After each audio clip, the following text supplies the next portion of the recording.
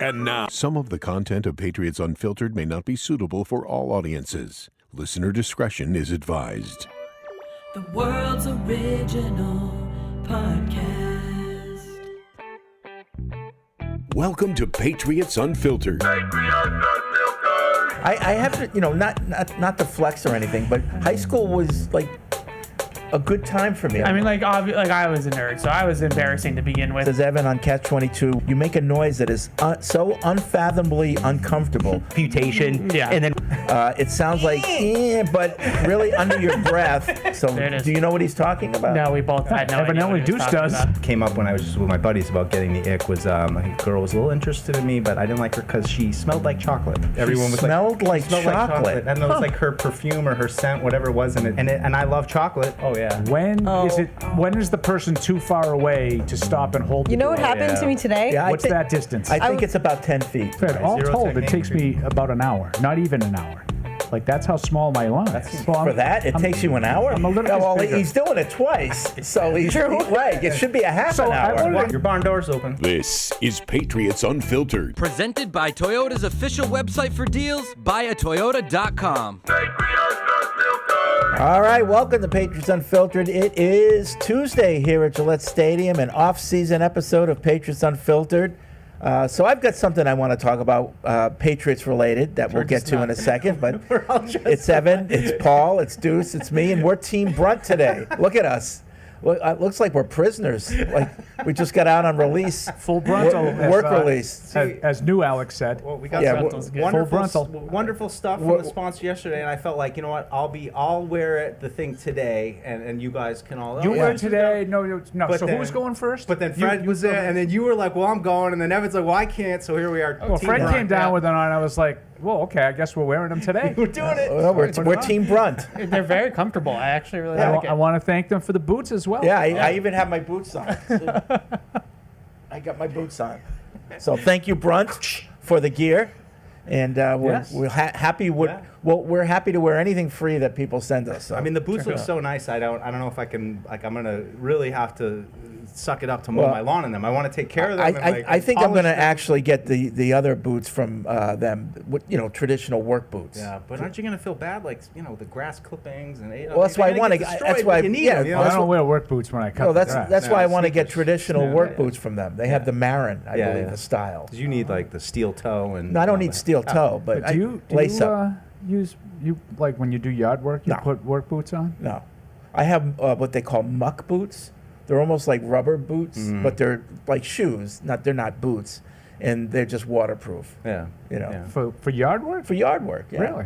Yeah, I get down and dirty, Paul. So do I. Oh, That's yeah. I have a pair of sneakers that I Yeah. would never. I don't wear anymore. They're Yeah. old. No, They're all green. I'm serious about weeding. his I'm yard. watering. I guess I'm not. I'm doing a this bunch is of what I'm stuff. getting. Don't you get wet? Yeah. Yeah. So you don't want sneakers. Why? 'Cause Well, they'll first get of all, wet. what am I doing? Why am I like? So what then you you're get not wet? doing stuff. But what, yard work? What do you do in yard work that you're soaking wet? Oh, sometimes I'm out there in the rain. Sometimes I'm in the mud weeding. I'm watering with a hose. I'm doing stuff. I mean, you're not obligated to actually do the yard work while it's raining. You can pick a time where maybe it's not. Sometimes raining. it's actually when the ground's moist and loose. It's the best time to weed. You get Yeah. the stuff right up. You just use True. gloves. You gotta pull those weeds. Hate it when it's moist and loose. Well, listen, it depends on what you ate. But anyway, all right. I did almost. I was telling you as we were coming back. I almost sent you a photo of when I finished cutting my grass this week, just to show you Your patch. how small it is. Did Your you mow it patch. You backwards? trimmed it up. I did. I will my lawn. I like the guy who sent me the offensive lineman video. Oh, He goes, yeah. Paul cutting his grass, always getting the work in. Assets. I think what you should do with that patch is paint it blue. Make it like the blue square for Mr. Kraft. He would love that. Take I a thought you meant picture like of Boise it. State. Oh, okay. Insect. What are you looking at? Bugs? All right. So, as you know, I have a long commute, and sometimes I Think of often things. think about Things I think. Patriots related stuff. And I was thinking with the free agents that we brought in, we've always said in the past, and it's true, history will bear us out, that when you bring in a bunch of free agents all at once, rarely do every one of them work out. Yeah. You're lucky if half of them become regular contributors positively to the team. But I was thinking, in the case where you have a new coach, and now everybody on the team is kind of learning at the same speed instead of like a few years ago when we had a lot of veterans learning, that already knew everything, and then you bring in Hunter Henry, and they're trying to get up to speed with the people. In this case, everybody's on the same page because Vrabel's new, and all the staff is new. I agree. And I think that might be an advantage for these free agents. Like, they don't have to catch up. Everything's being installed with them at the same speed as the people who were here before because it's new to everybody. So is that an advantage? Some of them were more familiar. Like Harold Landry is more familiar with what they're doing than the guys that were here. Yeah, a guy like him, sure. And there's a couple. Spillane was in Vegas with McDaniels, and there's a lot of familiarity with the group. So do you think that's a neutral, or is it a negative, or is it an advantage this year to have everybody learning at the same speed and at the same time? I think we got to talk it out a little bit because I'm not sure I'm there yet. I would look back at 21 and say, do you think the reason that some of those players didn't work out was because they were trying to assimilate into Bill Belichick's That would be my system? pushback. I can't argue with anything that Fred said about it being an advantage because it probably is, that they're not behind everybody else. They're all sort of on a level playing field, and Evan's right. There is even some that are ahead of the game because they know Mike's stuff a little bit. So I can't argue with Fred's overall premise. I would just say that in my view of free agency, I don't think a lot of people don't work out in free agency because they can't pick up the system. I think there are probably a variety of reasons. Most of them, in my view, have to do with guys cash in and get a nice paycheck, and they're no longer as motivated as maybe they once were. Or they were available because they're not that good. Right. Yeah. So I don't know. I was just thinking about it. I think it's a little more chaotic in my mind because some of the players that have been here, there's no guarantee that they're going to pick up what Josh McDaniels is throwing down now. So there's some degree of uncertainty, even with Drake May. What's that going to look like? We saw progress in the summer, or I should say the spring. But it all has to come together. I'm not sure. I'm really not sure. But I think it's a great point. System fits. There's a lot of different You look at that factors. class in 21 that they brought out. Hunter Henry's been solid for them. Jonnu Smith didn't work. And even coming in, you might have been a little more excited about Jonnu Smith, just like the ceiling. And that would be an example to me of a system fit. Yeah. Because obviously Smith has had some success in the league. He made a terrific year last year. So, it's not like he couldn't play. I don't think it was like a laziness factor for him. I think he probably just didn't fit great in McDaniels in the Patriots offense. Yeah. I'm with Deuce. I think that it could go either way for the players that are also currently here on the roster, which I think is in question. Like, are certain guys that fit the old system now not fits for this system, and does that mean that they're now replaced by guys that they brought in? I think the advantage that the guys that they brought in is that there was a lot of familiarity with this coaching staff in past stops. I mentioned Harold Landry is probably the biggest one, but like Matt Collins was in Vegas with Josh McDaniels and had a good year with the Raiders a couple of years ago. Jack Gibbons was with Vrabel in Tennessee. There are a lot of guys like that, and they said it when they signed a lot of these guys, that you have to have some, like, that's the only way you can do this properly is have some familiarity so that you hopefully avoid a Jonnu Smith, where it's not a system fit, it's not a fit in what they want to do offensively, and then you end up spending a lot of money and it doesn't work out for both sides. I think a clear place where it might be interesting to watch is the offensive line because you have a lot of different body types, a lot of different strengths and weaknesses, and that's a place where how do they want to run the ball? Do they want to be a zone team and get guys out in space and take advantage of Will Campbell, Cole Strange, their athleticism, or do they want to be a power team and really focus on the Morgan Moses and probably a combination of both? How does that all come together? I think that position might be a really interesting one to what you're talking about, but I feel somewhat like you're tossing the pieces up in the air, the pieces that were here. Some of the pieces that were with coaches previously, you feel confident about that they have a plan for those guys, but at the same time, someone like Pop Douglas, we were really curious about him coming into the spring. He looks like he's fits in, and it looks like they have a plan for him. But Kendrick Bourne, I'm not sure. Jalen Polk, I'm not sure. Booty, I'm not sure. All those guys, how is it all going to come together? Yeah, and it'll be interesting. And it kind of goes back to when we were watching the first minicamp live outside. We were doing our show, and Vrabel had his press conference before practice, and he was talking about Barmore, and somebody asked him, what are your? He said, he's coachable, he's enthusiastic, and it just dawned on me that we know more about Barmore than maybe Vrabel did. Yeah. So all these. Well, Evan does. Yeah, but so all these players, they're new to Vrabel, with the exception of a Landry, and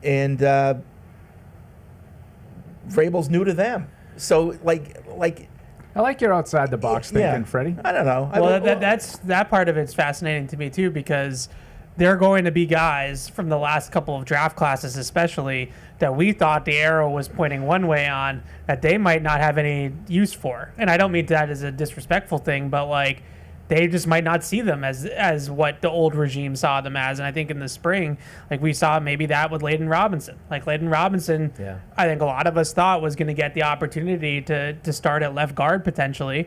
He might still get it, but based off the spring, we didn't see him as much as some of the other guys. That's a good example of that. Are we sure that they have... Freddie Jennings. Jelani Tavai, all the guys that we've talked about, do they see those players the same way that maybe we do because they were in different schemes? Yeah, it's a clean slate for everybody. Because even the coaching staff, it's such a wholesale change this year. Yeah. There weren't even a lot of holdovers on the coaching staff, so there's no favorites, really. A guy like Polk, there's no, attachment to him because he was my second-round pick, and, he's starting fresh with everybody else. Well, how did you guys see with Bill from his first year when he made some changes, and then the second year was really the year he brought in all those free agents, right? But were there players you felt like, and this is the only real example we have to go off of, players that he held on to in 2000 that you thought, all right, he's holding on to this guy, he's going to be a part of it, and then he got into the season and realized, no, this isn't, some of these guys that I maybe gave a chance to play under me or play my style, it didn't quite work out. Were there guys that, other than the guys they drafted, I think he hated everybody on that team. Yeah. Well, the 2000 team, 2000 and 2001, he, over those two off seasons, sort of systematically got rid of a lot of the guys that he didn't guys have like Law, Malloy and Law, of course, Bruce. Yeah, they were holdovers, Yes. but they were veterans. I think Bruce Armstrong played 1 year with Belichick, then left. Chris Slade, I don't even think played a year with Belichick. He was gone. So there were some veterans that he clearly didn't have a long-term vision of, and he moved on, and he replaced, like a guy like Bruce Armstrong was thought to be a good leader, maybe good for the young guys and so he went out and he got like Anthony Pleasant and guys like that could be leaders in different position, obviously. But the Bill guys, he got his guys from the Jets, brought him here to sort of fill those kinds of roles. It's impossible to totally make a team over in one offseason in your image. I think it lined up well for him this year that they were able to bring in a number of guys because they had the resources to do that. But I think it's a process. Getting your team over the first few years, you're probably situated in a place too. I didn't Bill even say it was really they didn't even think the 2001 team was really put together to win a Super Bowl. That was a miracle. Into it, but no, 03-04 the vision starts to actually come together. But there probably are going to be some players on this Patriots roster this year that maybe aren't their first choice or maybe aren't the best fits. But you can't do everything in one offseason, so we'll see who those players are. It's rare what Bill did, especially with a quarterback who had never started before. And it's like, to Mike's point, look at wide receiver. They tried to get some guys, and most notably Chris Godwin, right? That's the one reportedly that they offered a lot of money to.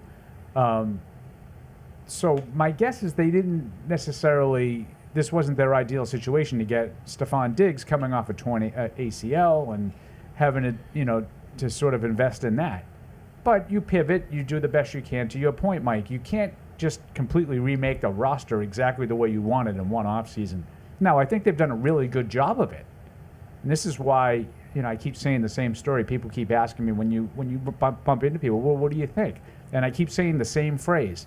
I think a lot of the players they signed are better than the players they're going to be replacing. Mm-hmm. That should translate to a better team, a better roster. And that's, let's face it, we can talk all about schemes, and Evan does it really well. It breaks down a lot of the stuff that they're going to be doing system-wise on both sides of the ball. It isn't going to matter a lot if, whatever, the 13 or 14 guys that they signed, if, to Fred's point, at least half of them aren't, solid hits. Yeah. Yeah. Because they need more talent than they had. Yeah. The thought experiment that interests me, though, is just if Vrabel had come in last year when all those guys were coming up, and we talked about it plenty, but the Duggars, the Onwenyus, Paul Ewer famously didn't really have a problem individually of re-signing any of those guys, but in the total of bringing everybody back. And I looked at it at the time as saying, again, you can't do everything in one offseason. You can't just let this giant free agency class walk. You have to be selective. But in my mind, how would Vrabel have approached that? Would he have kind of let everybody walk and try to get his own guys? He just showed you. He didn't get rid of everybody. Yeah. But he got rid of a good amount of people and replaced them with guys that he thought were better. The Godchaux kind of move. That's a move to me that signals solid player, not really going to fit what we want to do, and we have to. Yeah, for whatever reason, last year, right from the beginning, it seemed like everything they were doing was in catch-up mode, from filling out their coaching staff to filling out their roster. It was all it seemed like they were hurrying to do everything for whatever reason. They didn't have the network, they didn't have the pro scouting. I don't know what the reason was, but it seemed like they were taking shortcuts to do everything because they didn't either know what they wanted to do or didn't have the time. I disagree a little. Okay. And only that I don't think they try to take a shortcut. I think it was a misevaluation. I think, and I don't have anything to back this up, so this is one of those sort of, Paul, you can make fun of me about this in 2 months, and you'll probably be right to do that. I feel what was it? Last year was 24. So the 23, the last year of Belichick was 23, right? Yep. I think if you ask Gerard Mayo and the staff that he kept, the Covingtons and the Pellegrinos and those kinds of guys, I think if you gave them truth serum last February, they would say, we were better than a 4-13 team. There's more talent here than 4-13. We weren't coached well last year. We had some dysfunction in the coaching staff last year. That's why we were 4-13. That's why we're going to keep some of these guys, because we think that these guys are better than they looked last year. Okay. I think it was a misevaluation. Could be. It could be. I have nothing to back that up. Yeah, because it's not like someone has told me behind the scenes that this was all on Bill. No one said that to me. I'm not suggesting that. It could be, because, and you factor in I'm judging by their actions. Gerard Mayo was there, and maybe he was friends with these guys. Well, clearly on the defensive side of the ball, that's where Gerard was. He knew that coaching staff more intimately. He knew the players more intimately. Maybe they thought that Bill was distracted, and he probably was. Now, with 2 years of hindsight and these stories are all coming out, Bill probably was distracted in 23.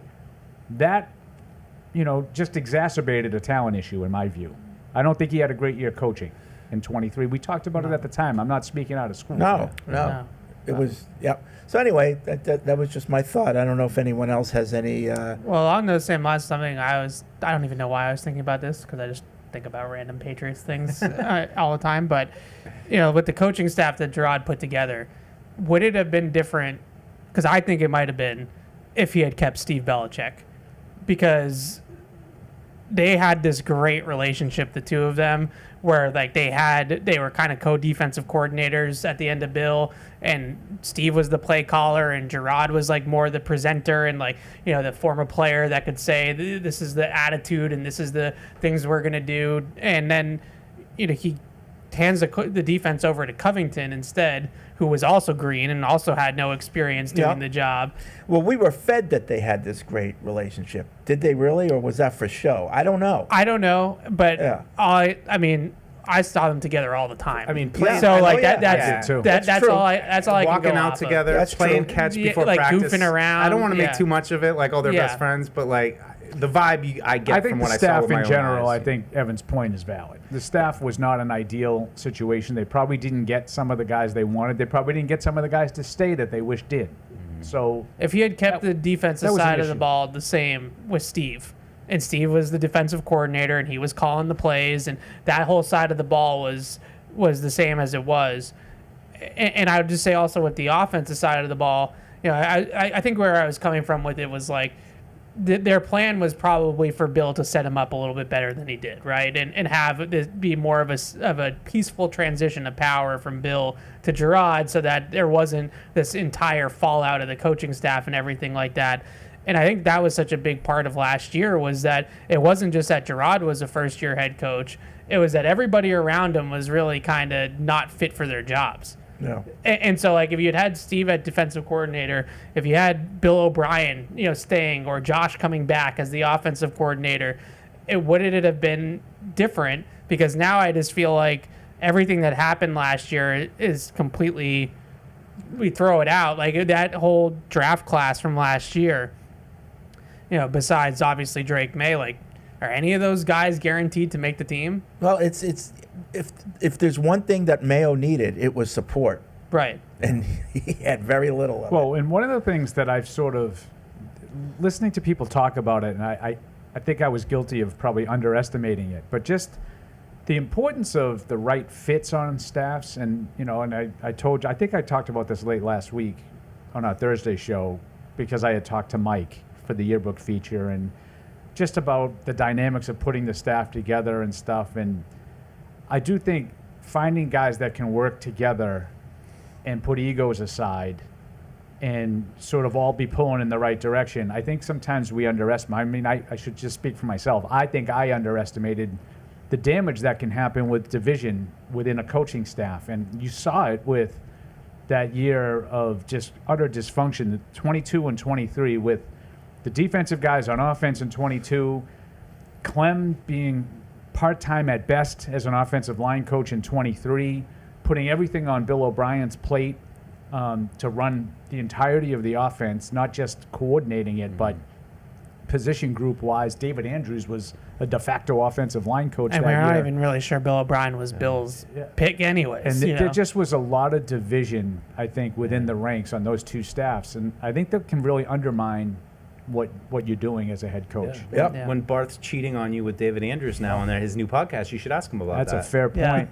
It just, I don't know. I just feel like when you look at the setup that they have now, they just have so much more experience on the coaching staff, and everybody has a title that they belong in that role, and you can see that out at practice, like how much more efficient and how much the pace is much faster, and it seems like they're much further along from an installation point of view as well in terms of the scheme from what they were last year. And like to Fred's point earlier, like they never were in control of it. Like they were never ahead of it. They were never in control of it. Yeah, they were always playing catch up. And now we just see this. It's just Drinking from a fire start. hose. I mean, I still remember that Mac Jones press conference from 22, where I remember that day. I mean, David Andrews was front and center. He came off. He was pissed. Yeah. That was, to me, the start of, wow. What exactly are you talking about?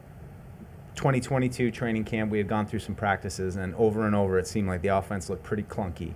And there would be full periods where it was just wide zone right, wide zone right, wide zone right, over and over again. And that was when the media glommed onto the wide zone. What did we do? And that was the big storyline. But there was one in particular practice where it was like, at some point, it's got to get better. Right. Having watched some training camp practices, I give the offense a little leeway early, and it's easier to destroy than create. The defense is coming ready to go, and it takes a little while to coordinate an offense, but they just couldn't get it going. And that was the first time post Josh McDaniels where you felt like there wasn't really a progression, like they're not really getting better. Like, how are they going to compete this year? How are they going to score points? And from that year into 23 and then into last year, it was really just a battle on offense. And not to say that I feel like, wow, we're watching the 07 team out there. Disclaimer, I know people hate when we do that, right? But they look progressing. They look like they had a plan. It looked like they had a philosophy. And when we're in this section of the field, here's something what we want to sprinkle in, or those kind of things. So I feel encouraged after OTAs, but you're always cautious because how competitive this league is, and if there are any flaws in your team, opponents will find a way to exploit them, or injuries will as well. Mike always knows that the defense, it's easier to destroy than create, because he doesn't remember those boring 12 and 4 teams that dominated every training camp practice. So offensively. Seriously though, was it right from the get-go? Like Every they were never. But of course, every year the that's ball never hit the ground. complete continuity For like 10 straight years. Right, that's complete continuity. And we from got the quarterback, we to got the so used to offensive that. We were like, oh, coordinator, this is how it's supposed to be. Yeah. Even in 19, they were 18 and 19 when it started. The offense Well, was the starting. offense was declining by their standards. Yeah, It was it was better still. than I that, still remember being in Detroit, and they were doing like 2 minute towards the end of practice, like real competitive stuff, yeah. enjoying practices, and Brady was just dicing them. Like See, just well, like, I saw one camp with Brady, then I saw a Cam Newton camp, I was saw a couple oh, yeah. Mac It was Jones crazy. camps. The Cam Newton camp was, Jacoby was Brissett interesting. last Yeah. year. I mean, The these Cam are- Newton camp had hope at the end though, because they started running the quarterback Yeah. and like they started designing the offense. McDaniel started to get in the lab and really design it for Cam because they had that Fox quarterback competition at the beginning. That was never a real competition with Stidham and stuff. And then once they started doing some of the Well, Cam they went to a stuff, wedding, if you recall. once they started doing some of the Cam stuff, it was like, okay, like I could see where they're headed with this. Now, obviously, he fell off the rails, but it had hope. So, speaking of practice and preparation and the old times, across my timeline today came a compilation of games with names. And obviously, it's Edelman, but he was interviewing Ernie, Bill O'Brien, Patricia, and McDaniel separately. And he broke it up and goes back and forth between the four of them. But if you want to dive deep into X and O's and how they practiced and all that stuff, I've listened to them like a couple it dozen was times. it was really good. It's about 45 minutes total. The Matt Patricia one was good stuff great. though. Yeah, They're really long. Like although he sits down with some of them for like almost 2 hours in the full episodes, and the McDaniels one is great now in hindsight because he talks a lot about Drake and how he would use Drake May, and now he's actually coaching Drake May. So it's Spoiler alert. yeah, right. It is, but it is kind of cool to hear him talk about. He was really big in the podcast, at least, about Drake running, and he was like, well, are they going to run him more? Like, I probably would, like, type of thing. And I was like, okay, the antennas perk up there. But yeah, they did a lot of, all of them are great. But I would say Patricia was sneaky good. Sneaky Oh, good. yeah. Oh yeah, He was Listen, he was really good. Patricia's a smart guy. Yeah. He's a smart guy. He was put in a bad position. Whether he volunteered or not, he wasn't supposed to be an offensive coordinator. I interviewed him for the 04 Super Bowl Sound Odyssey. He was awesome. I mean, just great story, great storyteller. And it's fun to hear how these guys finally come out of the woodwork. So much as fans, that 20 years, you want to know what's it like behind the scenes, what kind of game planning, stuff like that are you doing? So I eat all that stuff up. Were you? Did you see when they were talking about Rams seam? Which one? This was they were talking. Well, it was in a couple of them. Ernie, he talked about it, and I think he might have talked about it with Josh too, about how. And this goes back to the Colts game, where the Colts were just ripping everybody up down the seam. Oh, and so Dallas Clark. So the Dallas. Patriots started playing cover 4 Yeah. against that. Yes, I have seen this. And then Yeah. Ernie was watching the Manning cast later. This is obviously after they retired, and whoever was on the screen, Peyton said, "Oh, I hate cover 4," and Ernie was watching. He's like, "That's why we did it, because you hate it." Yeah, I remember that clip. Yeah, that was a good one from him, and I think I ate up all of it, and especially the Josh stuff was just awesome. But the Patricia stuff, him talking about how he would make his call sheet for a game on crazy. defense Yeah. was just so cool. Yeah. Like, him talking about it and how much he would tinker with it, and like he said that he would go through like 10 different drafts. He just constantly up all night tinkering with it and doing different things. But it was really cool to hear about like the process of how they identify the package the offense is in, and then the down and distance and the situation, and they have the calls that they would call in that situation, and it's like this whole puzzle. It was cool. So chaotic. That was the biggest thing I took from playing football. Is you watch football growing up, and it seems all very paced. And all right, it's 2nd and 3 now. Let's regroup. And when you're in it, it's just. You're on the ground. You get up. You're right. What's the play? You barely know the situation. Yeah. And it's the This same is thing out for of the. shape, apparently. Yeah, I know. Well, I guess you just didn't play hard enough. But with Matt, like you just see with the coaches, like they need to streamline that process. So the chaotic nature of it, and the speed and the rhythm of the play calling, and it's just it. I imagine they get out of those games and they're like, "What just happened?" Well, and that's part of like when you watch how they build the offense in the summers, and you don't always know exactly what they're doing. Yeah. But you see the groups of plays that they do. It's like, okay, you can tell what they're working on.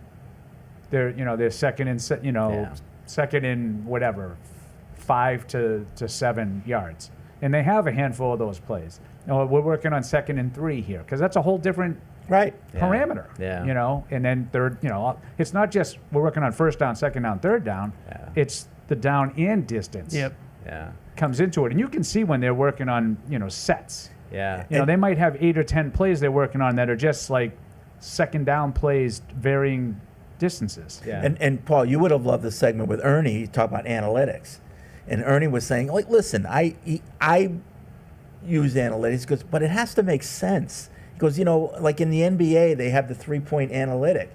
That's fine if you have guys who can, you know, shoot 3 points, but you can't force that if your guys can't hit 3 points, because the analytics are only good if they make sense. Right. You know. Yeah. He was, I would say, probably a pioneer of football analytics. Now, I don't know if, I guess he would, would he say it was analytics? I don't know. But Ernie placing, even things like placing value in terms of like grading scales with prospects and stuff like that. You know, they were all, you know, the Bills and Ernie, like they're all, not Parcells, I mean, and Belichick, like they're all at the beginning of that. Like they truly were trailblazers of all that kind of stuff. And now all these teams are doing things, and like a lot of teams still use the Parcells scale to grade prospects. It's still the same exact scale that Bill Parcells had basically came up with in the 80s. Yep. So It was one thing I told Paul after reading the Parcells biography, was that a lot of the schematic coaching things and decisions that I think Bill gets a lot of credit for, that Parcells was kind of the trailblazer of, hey, let's change it completely up this week. We have to if we want to win this game. Yeah, I think Bill's secret was his versatility. Bill Belichick was his versatility. He took all these things that he learned or heard of back with, you know, from Paul Brown and everything, and mashed it up and became this like versatile, you know, coach, or this coach that based things on game plan and versatility. Yeah. Because he had, you know, he was able to draw from all of this. Yeah. You know, and then of course he made his own variations on it, but he had this vast encyclopedia in his head that he could draw. Like I always said, he could be an OC without a play sheet. He wouldn't even need a play sheet, I'll bet, if he were to be an OC.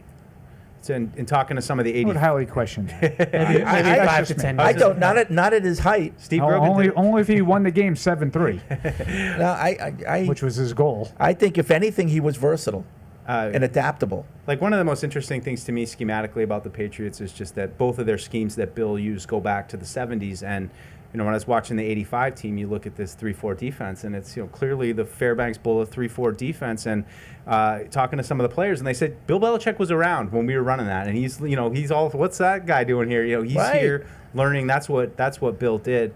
But interesting. I mean, Parcells was here in 80. Like, there's so many roots from that team that go back into the 70s. I think a lot of people don't even really truly realize. Absolutely. I was listening to Cooper Kupp was on a podcast recently talking about the McVay offense and, you know, what makes it so great, and he was talking about the Super Bowl in 2018 and about how the Patriots defended them.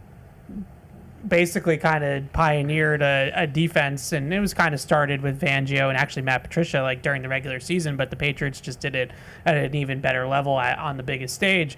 And then that forced McVay to then change his offense because they figured out the offense that he was running before, so then he had to add things to change the offense. But that always, like, you know, Fred's point about Bill being so versatile, you know, them playing man-to-man against Kansas City for 4 straight quarters in the AFC Championship game, and then completely reinventing themselves in 2 weeks in the Super Bowl to play zone against the Rams and play a totally different brand of defense, won them the Super Bowl. You know, their ability to do that was second to none. And you know, they run the 6-1 and, you know, the quarter stuff. And McVay thought it was awesome. Yeah, I mean, He was like, great job shutting me I mean, down the way today, coach. he just, you know, changed I had things out. I nothing. mean, it's just unbelievable. but You like it would've thought literally that he made would've known it was coming. McVay like went into like a dark place Right. because he was like, oh my, like Bill just figured me out and like pantsed me in the Super Bowl, and then they start running, you know, more duo and more gap schemes because like they're running, you know, the 6 guys across the line of scrimmage, so they're trying to get vertical instead of going side to side, and like they just had to completely reinvent themselves because Bill basically gave the blueprint of like, this is how you defend this. I just went back to Matt Patricia, and I can imagine that play call sheet is so finely tuned, and you don't want to have to think about, like, to your point, Paul, we're in second and long, like these are the plays, and you don't have time to think about it. You imagine McVay gets to a point where he's looking at that play card going, uh-oh, this stuff I have here does not work. You know, and what do you do at that point? You can see some of the challenge that it presents. Yep. Mark and Cheddar says, Fred, when you mentioned Patricia earlier on the Edelman podcast, you mentioned he was really smart. However, you forgot to say that we need to thank him. Please, can you do the obligatory Patriots Nation thank you, Matt Patricia, this month? That is true. That's true. Thank you, Matt Patricia. You disrespected him a little bit. You know what, though? Seriously, just thinking about it a little bit, like, do you put it a little bit on Sean McVay for not being ready for that? I mean, course. This is a team that has been in the Super Bowl, that famously in 39, they come out in a 4-3 that Especially they know hadn't your played all opponent. year. You know Bill Belichick is going to know there you could be inside a and I'm out. not even taking Bill curveball into coming. consideration, which the points that you guys made is 1,000% right. Like, because Bill is known for his versatility and Especially in a Super Bowl, you know? But what kind of offense doesn't have a like? I playing can only it only works if I know what they're going to be running. Right. Well, Like, yes, a lot of that goes on McVay. a lot of it though was they turned the game into a drop back pass game, and Jared Goff just wasn't ready for the bright lights. Yeah. Like No. at the Yeah. time, I think Yeah. Jared Goff now probably would handle it better now that he's more experienced. But same with McVay. Like McVay was a really young coach in that Super Bowl, and he went up against Yoda, and Yeah. he just got dominated. And all Like, that I would say is again 1,000% accurate, and Belichick absolutely pantsed him. Okay, can I go to my dark negative side? Sure, of course. That's why you're here. Which people like to make fun of. I mean, there's a big pieces of that offense that didn't play. That's true. Todd Gurley. Todd Gurley Cooper didn't Kupp, play. Cooper like- Kupp didn't play. There was a big part of what McVay had in his holster that he had to play without. Was Bobby Now, Trees out? Belichick would have been able to deal with that. So I'll talk out of both sides of my mouth. I'm gonna give McVay a little bit of slack, Sure. but Belichick would have handled it. Belichick was without key pieces in a lot of different big games over the years and was able to adapt and figure out ways. McVay didn't. Yeah. And I do think that's largely on McVay. I Because he think- should have known that Yeah. Belichick wasn't just going to do Right. one thing. Right. Yeah. Right. If I was a coach or a scout in that system, like you would think someone would have just said, hey, is there a chance that they come out and do something totally different? Because we have a huge sample size. These guys at that point would have gone to like 8 Super Bowls. Like, there's a good chance they're going to come out with a total curveball that we have to be ready to handle. And maybe they were to some extent, because I think that Rams offense, it's predicated on staying on time and, executing wide zone, and then we play the play action. I mean, there's a whole progression to what that offense wants to do. So I just would think they'd be a little bit And better they did have prepared plays to, that they to get missed. off of And that. to Evan's point, Yeah. Goff wasn't ready. Yeah, I mean they changed their offense a lot. Stafford's obviously a different kind of quarterback, but they're much more gap, vertical run game now. They play a lot more empty out of the shotgun, and they don't use as much wide zone play action. They still have that, but they don't use it as much. But because I have to defend my guy, or one of my guys, McVay? Yeah. I don't a know lot of how you respect could have for him. predicted that they were going to play a 6-1. Like, I just don't like that. That's not a regular front that you Yeah. see very often. It was a really unique thing. The Patriots at the time were really uniquely equipped to play it because of Hightower, like in his versatility, allowed them to do it. So as much as I like the zone stuff, maybe like they probably could have had an idea that was coming, but to come out in a 6-1 tilt in the Super Bowl and you've never done it before is like, that's kind of like, Yeah. all right, but It would have been on my mind, though. Like, by just- halftime, maybe yeah. call power once, Yeah. but yeah. I don't know if Yeah. he would have landed on that, but if I was going against that coach, even knowing what I know is just a guy following the team, it's like, be ready, because there could be a crazy curveball coming at you, right to start this game. I can just see Evan. He's watching the Super Bowl, and he's got his jersey mics, and he's like half bites, like they're running a 6-1. With a tilt! It was quite possibly one of the best Super Bowl game plans of all time, and that is not hyperbole. How did you feel, though, when you were watching that happen live? Like, did you Genius. clock of Yeah, what the impact was going to be? A little bit, and I think the bigger thing that Exactly. I clocked in the moment was the quarters. Like they were playing quarters, they're playing cover 4, and then they were buzzing, so they were rotating the guy into cover 3, and they were kind of playing with Goff. And McVay would communicate with Goff in the headset until they shut the headset off, and he would actually like play quarterback for Goff, and he would say they're in this, they're in that, and then the Patriots would change the picture on him. You figured out in the next 10 and seconds. now you change it, and now you figure it out. And just watching, McCourty especially and Chung just like play the mind games. With Jared Goff's head was in a pretzel. Like he had no idea what was going on. You know what would have been fascinating is both at their heights of their powers to have Belichick coach against Brady. Like, how would he try to confuse Brady? Well, other than like rush up the middle, and Right. that was Well, kind of his, 21, I mean, that was it was- kind of his Yeah. kryptonite. But Yeah. I'm just talking about scheme. 21. You know? when they played him 21. in. Yeah, I mean, I have to go back and I obviously wrote about the game, but I don't remember exactly what they did. I want to say they played a lot of. They forced a lot of drop passes. I want to say it was raining. I want to say they played a lot of double robber, which is something they did a lot more later on in Bill's career. So drop 8, double robber, so like 2 robbers sitting at the sticks, because Brady, they knew was going to love throwing in cuts, crossers, slants, like things like that. But that was Brady after 1 year with a new team and a new offensive coordinator. I'm talking about Brady having had the same offense for a long time, and Belichick at the height of it. Like, how would that battle turn out? I think that would have been cool. 855-PATS-500 is the hotline. Podcast@patriots.com is the email. We're getting a lot of emails, of course. We'll get to those. Phones are stacked up. We'll go with Anthony in Seattle. What's up, Anthony? How are those Red Sox? Hey, what's up, Fred? What's up, my people? How you guys doing? Hey. Good. Hey, I had to call in today. You guys I love the off-season topics, and so I got a couple of them that you guys talked a little bit about. People saying, of course, instead of you're welcome, and a couple more things. So I got 2 of them, and then I'll get off the phone. But first one is, this one's bothered me for a few years, is people that say sorry instead of excuse me. Like, it's one of those things, like, it doesn't bother me as much these days, but I always hear it's like you go cross paths with somebody in the hallway, and, you stop, you smile, and they walk past you, and they just say, sorry. And it's like, why are you apologizing to me? I don't want an apology. It's okay to say excuse me, and it makes me almost, like, feel bad, like how dare you walk past me? So that's one. And the other one is, this one I actually just dealt with yesterday. It's crosswalks. It's crosswalks in general, but when you get to a crosswalk and you stop, you see the pedestrian, so you stop and to let them go. Now, normally they just go, but every once in a while you get the one who he's going to wave you on. For some reason, he's not ready to cross yet. Maybe there's no cars behind you, so he's like, I'll just let you clear and then I'll walk, whatever. That's fine. I prefer you just go, but okay, you're waving me, I'll just go. What I hate is when you stop for the guy to let him go. He waves me on and lets me go. So I decide to go. And as I'm passing, you're going to step off the curb and into the street like you're going to be Mr. Cool. You're going to cross behind my truck. And by the way, I drive a commercial truck for a living, so it's all about safety for me. You're going to cross behind my truck like within inches. Basically, you could reach out and tap the back of my truck. Like, I don't want my moving vehicle within inches of you. That's why I told you to go. If you were going to not wait, you could have just went. Fair enough.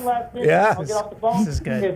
This is great. Crosswalks. When everybody stopped at the crosswalk on one side of the street, and the guy on the other side of the street keeps blowing through it, so nobody can go because he won't let the pedestrian walk. Yeah. See you guys. Thanks, guys. All right. Great call. Good one. Good. That's a good one. I love the amount of thought that went into that, Anthony. That's That's a excellent. good one. Well You can done. tell he drives a truck for a living, though, because Yeah, he's got all these traffic issues. So I also love the way he's recounting the story. It really bothers me, and and I drive a commercial truck, bro.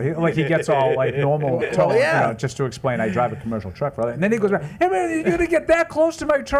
Like it clearly really bothers him. I love it. I don't blame him. I love that. Oh, of course. Well, I saw somebody today. Of course. I'm going up 495 and go 495 north, and I'm getting up to where the 95 exits are. So, people are starting to merge right. This guy's all the way in the left. He merges right in front of a huge truck. Like a foot in front of him. I'm like, you imbecile. Yeah. Like, you think these trucks could stop on a dime like a normal car can? Like, wait until he's by you and merge in front of like a normal car that has a chance of stopping. Like, so this, the truck driver obviously hit his horn.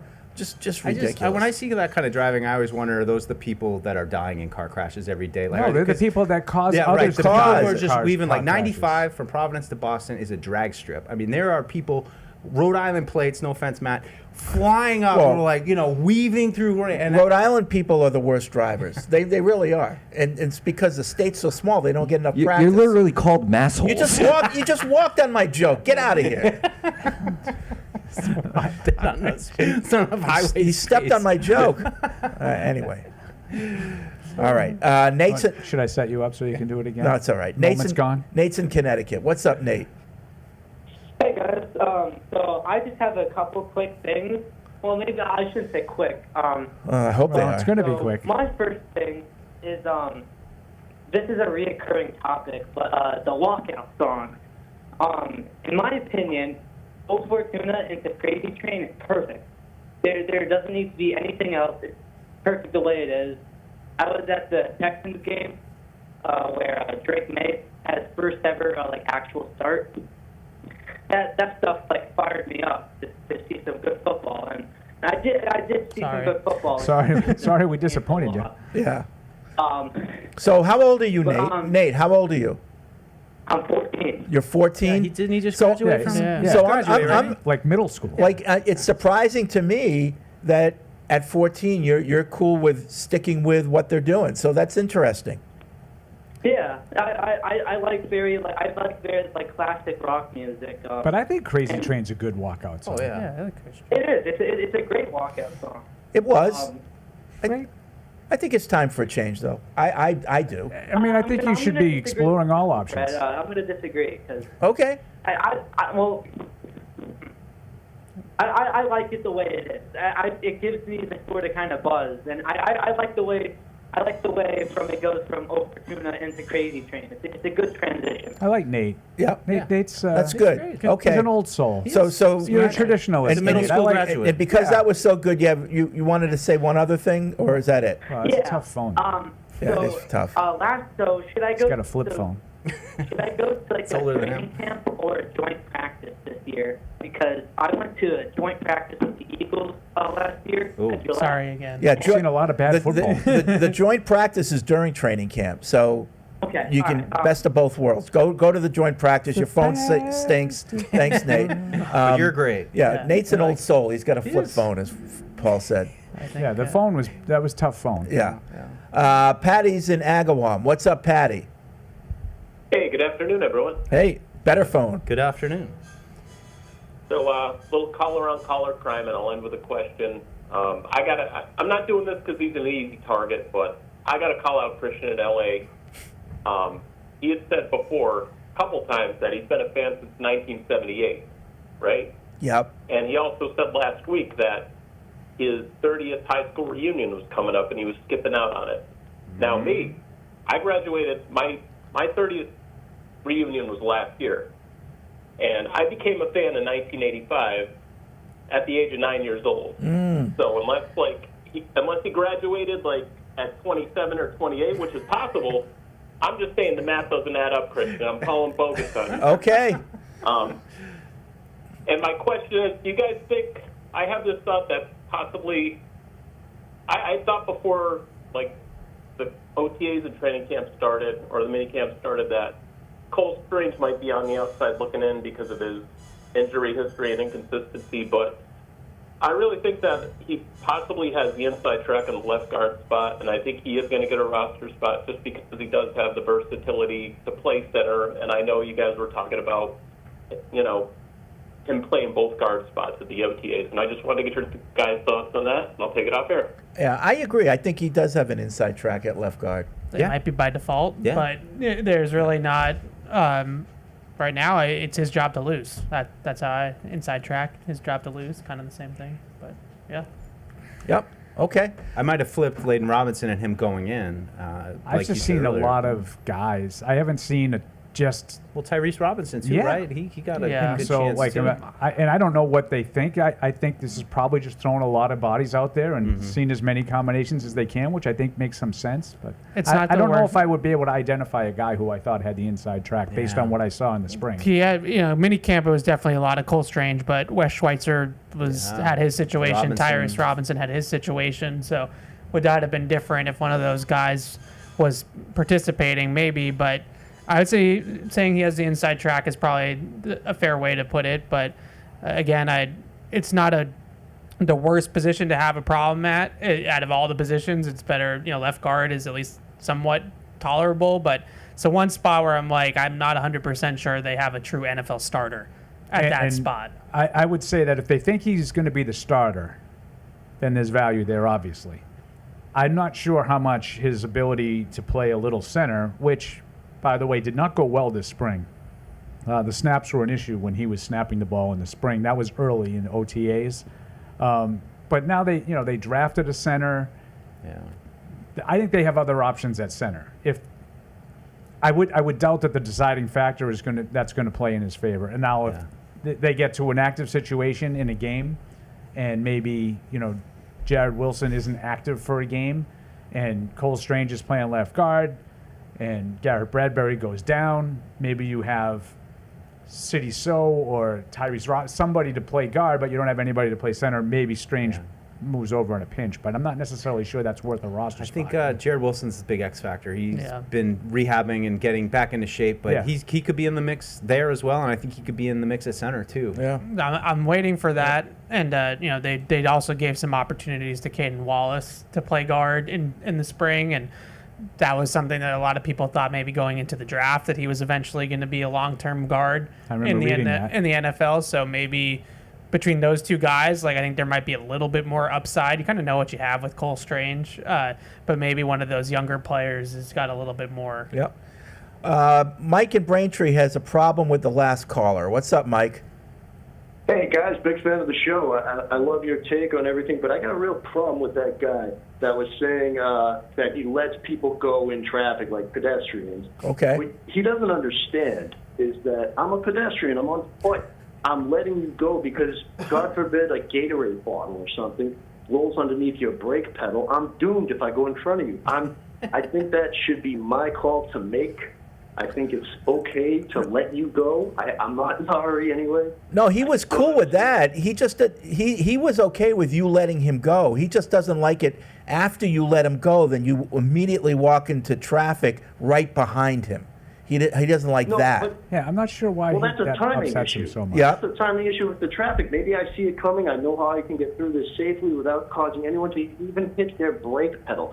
I just think that should be the pedestrian's call. It got me a little riled up. Okay. So I'm calling you guys. All right. I like it, Mike. All right, I like let's Anthony's go. call, Let's but I go. like your rebuttal as well. Okay. And I will say, have you Thanks, been Mike. in that situation as the pedestrian? Oh, where yeah. a car's coming and they're letting you go, but I don't want to rush across the street. Right. Just go. Just go. Yeah, I'm waiting for something. I want to, walk at my pace. I'm with him. I'm a little lazy. I've done that. Sure. Just go ahead. It is funny though, the go. communication. It's the same thing as when you pass someone in the hallway or someone's holding the door. That moment of no, I'm good. You don't want them to get mad at you, but you're trying to communicate. And I don't want to rush across because now I'm taking up your time. Right. So I feel pressure, perceived or not, to get across the street. And what if we have mixed signals and you think you're going and I think I'm going and then I'm dead? Just like grape. Yeah, right. All right.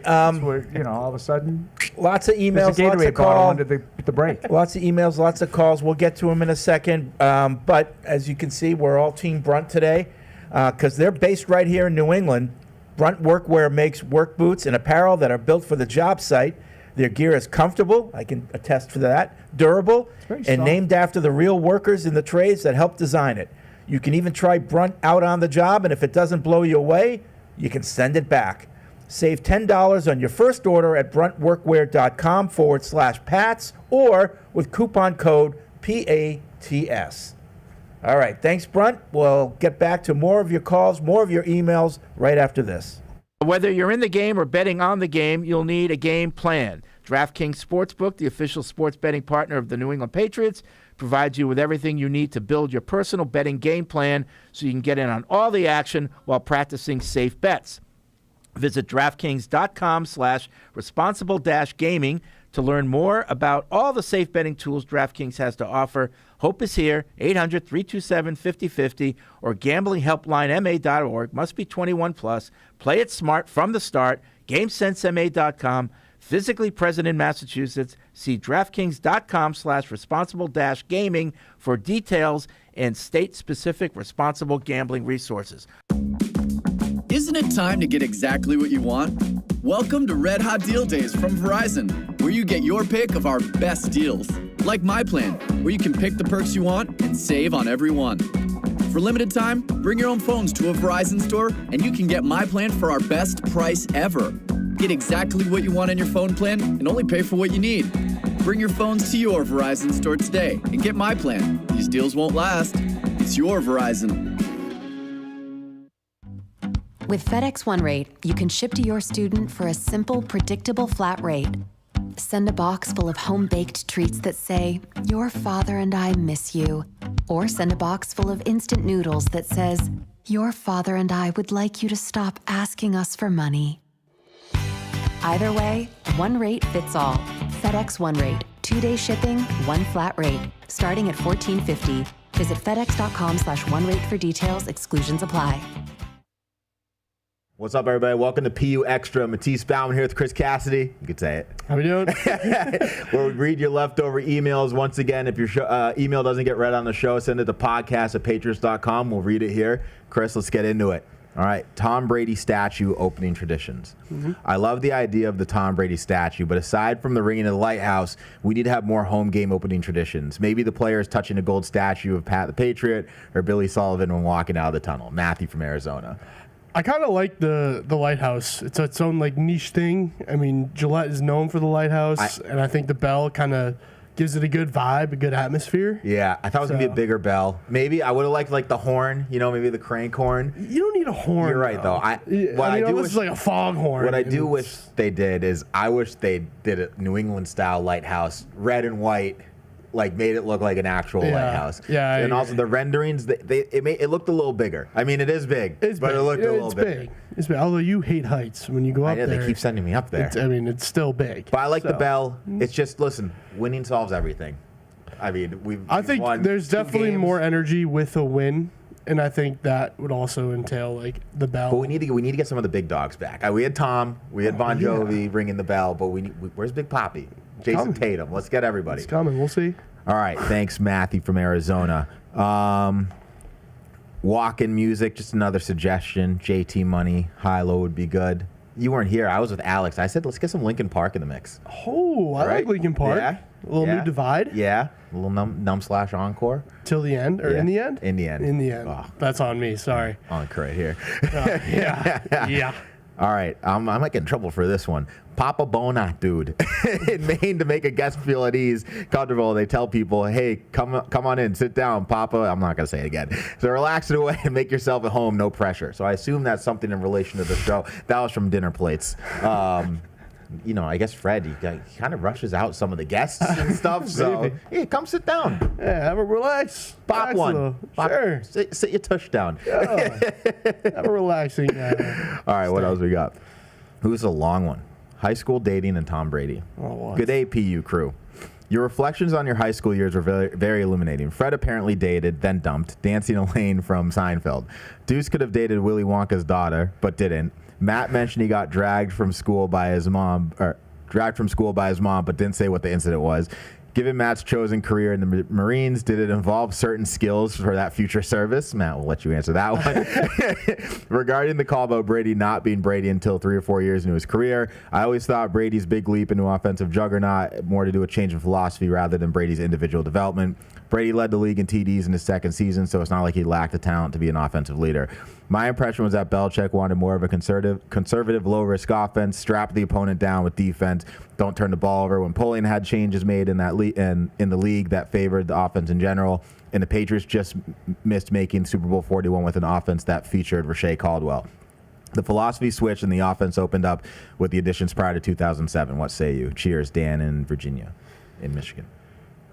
Yeah, I mean, well, you can talk about your high school dating life. How was it? It was decent. Yeah, it was all right. Yeah. I dabbled. Boarding school, now, sneak into the dorms. And you get to Brady. Yeah, Brady. The more important stuff. Yeah, the more important stuff is Brady. I would definitely say I think Belichick wanted to morph him into something that he could become a game general. And I think you had to kind of start small with him to then get bigger, and I think that's how it works with a lot of these quarterbacks in the league nowadays, especially.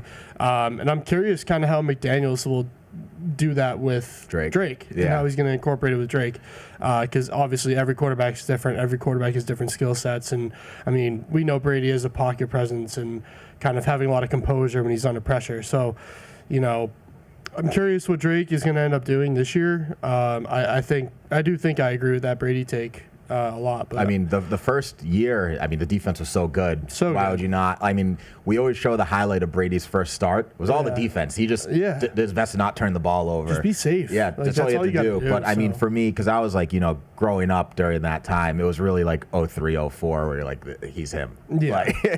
Then you got the whole second half of his career. He also just had the swagger at that point, too. Oh, yeah. Like, you had 2 Super Bowls under your belt, and you're like, I'm already, I mean. Growing up, going into Sundays, I was like, oh, that's a win. Yeah. That's a win. Yeah. But, Chris, I think it was a good little show right here. Yeah, sure. Guys, once again, if your email doesn't get read on the show, send it to podcast@patriots.com. We'll read it here on PU Extra. Let's get back to Patriots Unfiltered. And now, great moments in history. I was told that I said carry on wrong. I said carry on. It's carry on. Like, one word? No, like on a plane. Like the bag. It's a carry on Not bag. Winston Churchill. Not carry on.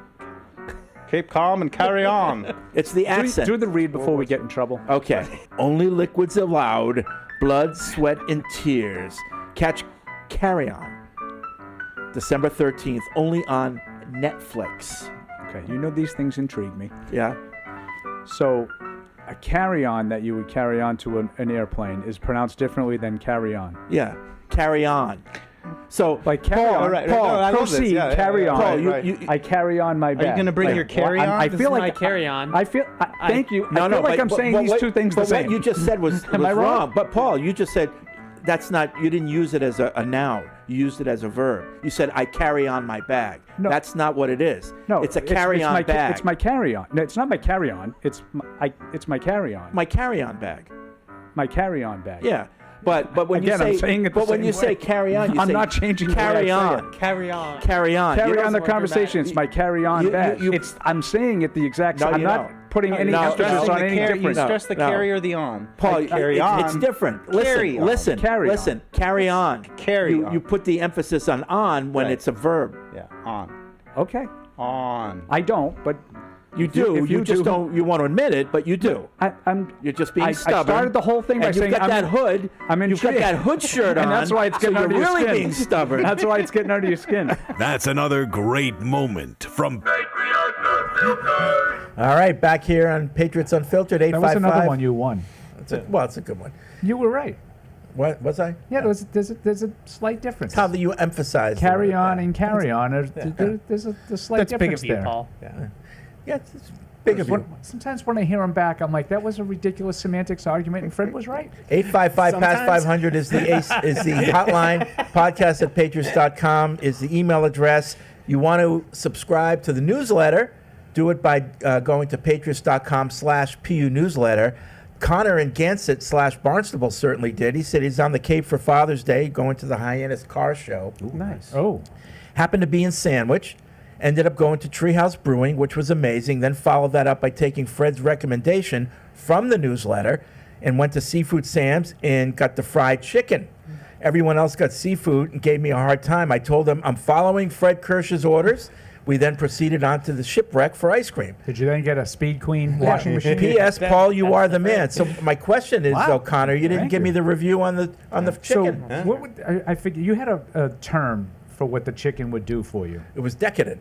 Decadent. It was decadent. Really? Decadent. Yeah. Like after you eat, it's like, oof, Super fried. did I just eat that? Yeah. Good sandwich. I mean, it's real fried chicken. Good sandwich? I don't Yeah. know. So.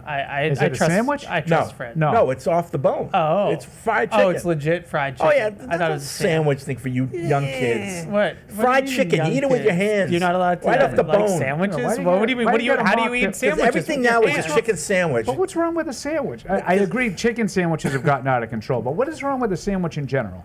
Nothing's wrong with the sandwich. Well, apparently only us kids eat the No, sandwiches, but when Paul. when I love sandwiches. when I say it's fried chicken, that's not a sandwich. It's chicken No, off the bone. But then I you would said agree you with eat it with your hands, but how do you eat a sandwich? You eat it with your hands. So but that- it's not fried. It could be a fried chicken sandwich, I admit.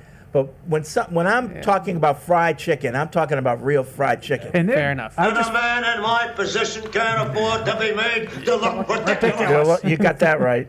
but there are, I think that the advent of the fast food chicken sandwich place, like there's 75 different versions now. Now, yes. Like I agree with Everybody Fred a had to little bit. have There are, one. You know, Chick-fil-A, we just need one. Popeyes, Chick-fil-A, Cane, like, you know. I fast think this chicken, all there's a million. started because we all decided at some point that red meat was the devil. So like, I don't know who you people are. eating a lot of red meat is not. I'll eat anything that bleeds or bled at one time. That's not is not the best for you. So everybody started pivoting from burgers to chicken, Fried chicken. because it's healthier. And then now everybody has chicken. Fried chicken, because it's healthier. I didn't say that. I just said that was. The people that get fried chicken and they peel off the skin. It's like, oh boy, what are you doing? Just get That's the grilled best chicken. part is the skin. I got to get back to Blondie's. We went there, the new barbecue place down the you street. did? Yeah, Good we shout. went. It was How long were really you holding good. out on me on that? Sorry, I thought I told you. I thought I mentioned it. No, you want to tell your real. We kind of friends about your under-ordered little though. The bullpen kids, over the there. kids had never had barbecue before, and I have kids who are 15 and 13. So this is the new 16, place 13. down the street. This is right down the street on Route 1. Like, what kind of cultured dad are you? No, Never I had know. Well, I barbecue mean, before. not a great one because Yeah. they don't eat anything other That's than 'cause like that's his highly LA fine influence. stuff. Yeah. But I Probably just had got a avocado brisket. toast.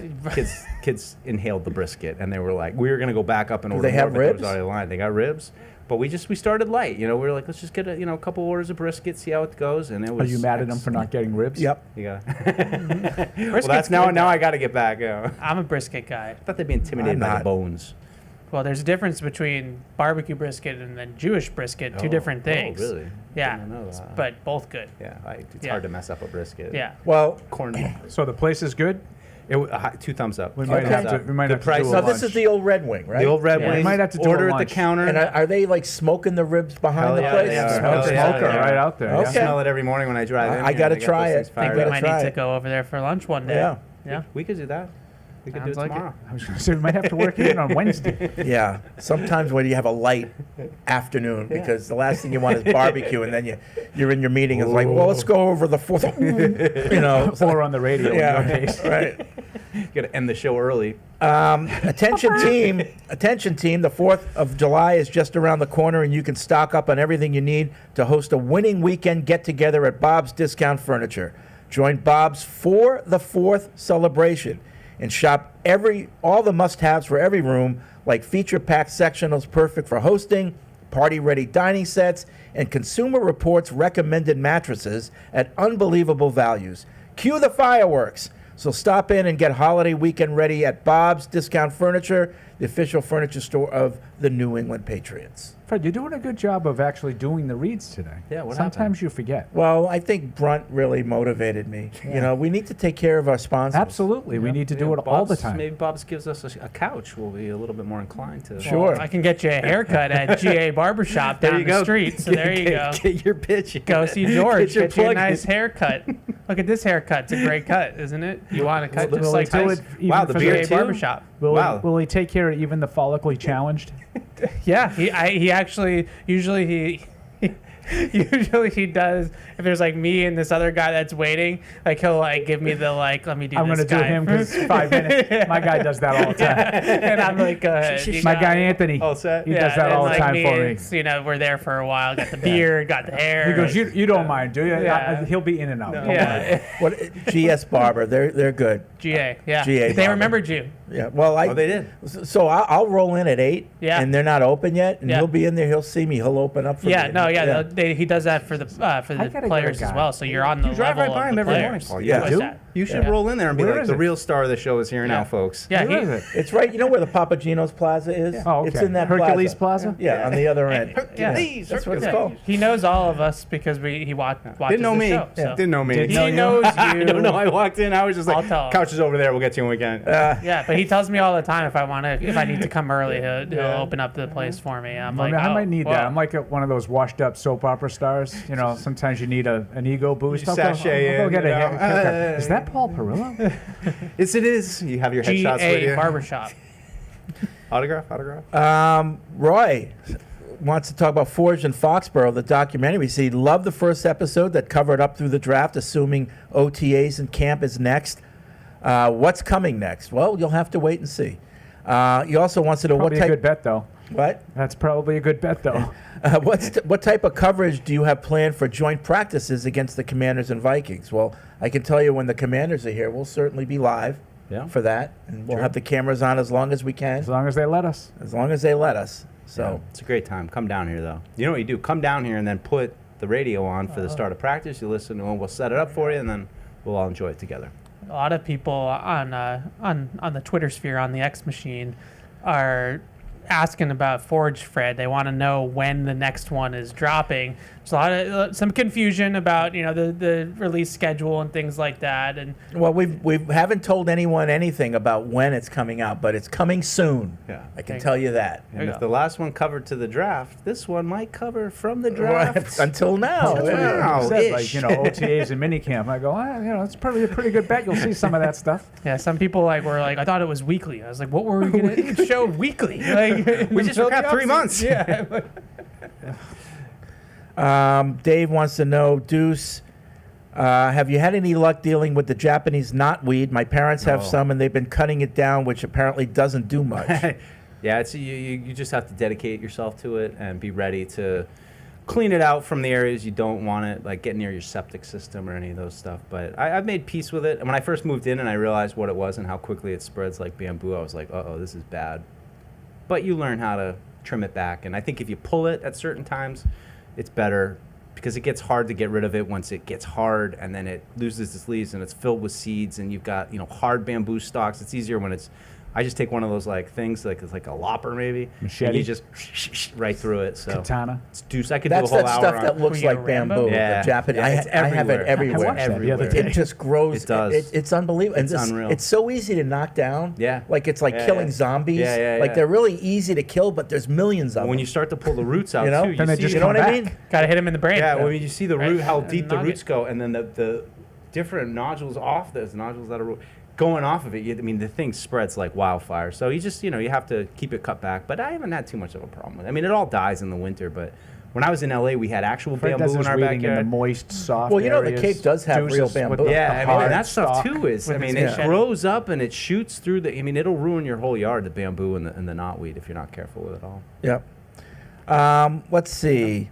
Caesar from Brazil, and he's a football player. Hail. How confident are we with Drake May, and how does that compare with our previous experience with Mac Jones' second year? I'm a lot more confident today than I was Mac Jones' second year. I'm a lot more confident. I think the questions are real, though. He has to prove it. But you feel good that we said a lot last year. He's not going to be athletically limited. There isn't always going to be something that Drake May has to work around. Physically, he's got all the gifts that he needs to play in this league. But will he be, again, my big question this year, is he clutch? When the game's on the line, is he at his best? Or is he the guy that throws interceptions and can't quite get the team over the hump? That's what I hope we'll learn about Drake May. I hope we learn the positive that he is able to do it, but he's got all the tools in the toolbox. That's reassuring to know that piece. With of Mac it. Jones, you were hoping he was going to be a good enough game manager. Yeah. But Drake May, he could really elevate talent. I think that's what makes you feel more optimistic. I don't know if it's necessarily that what he did last year was so much better than what Mac did his rookie year. No. But it's just you see the tools and you see, like Deuce is saying, and Drake May could be an elevator of talent. Yeah. Whereas Mac Jones was always going to be along for a ride. I mean, after Mac's first year, we went into year two, at least I did, thinking, is there anything else? Yeah. Is there anything else he can do? Mm-hmm. This year, we go in with Drake, knowing this guy can do a lot, but we're hoping he can eliminate the mistakes. Yeah. I've just been so impressed with his ability to throw the deep ball. That to me has just really stood out uniquely of my time. Granted, limited here with Brady for one season, but from those other guys in Mac, he's got a downfield accuracy gift and he's not afraid to do it. I mean, we saw a lot with Booty last year, and I hope he continues to make those big plays. Those are so vital to keeping pace. Kyle in Pembroke writes in, I've been listening to old PUs out of boredom, and I realized something that I've been guilty I've been guilty as well. The past 2 years, we've taken solid week one performances as a sign of things turning around to be better, and I want to warn against that. We won't really figure out how good this team is until the first 4 games of the season are played, in my opinion. What do you guys think? It might even be longer than 4 games. I just want the record to show that week one against Philly 2 years ago, I got killed because I said that there was issues with that game tape that people didn't want to admit because they looked at the box score, said that Mac Jones threw for like 300 yards and was like, we're good. I'm going to tell you that I never expressed optimism off of that week one win last year. I don't remember as much about how I felt after the Philly game, but the Cincinnati game, I think Mike and I spent a good portion of the postgame show saying that kind of style is not sustainable. Like, you can't just run the ball into a brick wall and hope your running back breaks 27 tackles every play, and then you squeak out a win because the other team was asleep for 60 minutes. Yeah. Right? Do you remember that? I do, but I would still say that as tepid as things were in camp, like, it was a little encouraging. Like, they somehow found a way to win. So you're kind of lying to yourself a little bit. Like, Paul was totally right. The fact that you win is obviously the most important thing. But we were, Stevenson breaking tackles in the backfield, the timely turnovers with Marcus Jones having that one pop right up into his hands to take a score off the board. It was, like it was Paul's right. We all said lined up. that's a tough way to live, but we were hoping that they realized that and they were going to adjust. And I do think that they played well that day. Oh, yeah. They played clean. But Cincinnati was very much complicit in their demise. I don't know if they played well. They played clean. Like, they didn't to me, shoot I think themselves in the foot. that team played about as well as K. Yeah, Will. exactly. Yeah. Sure.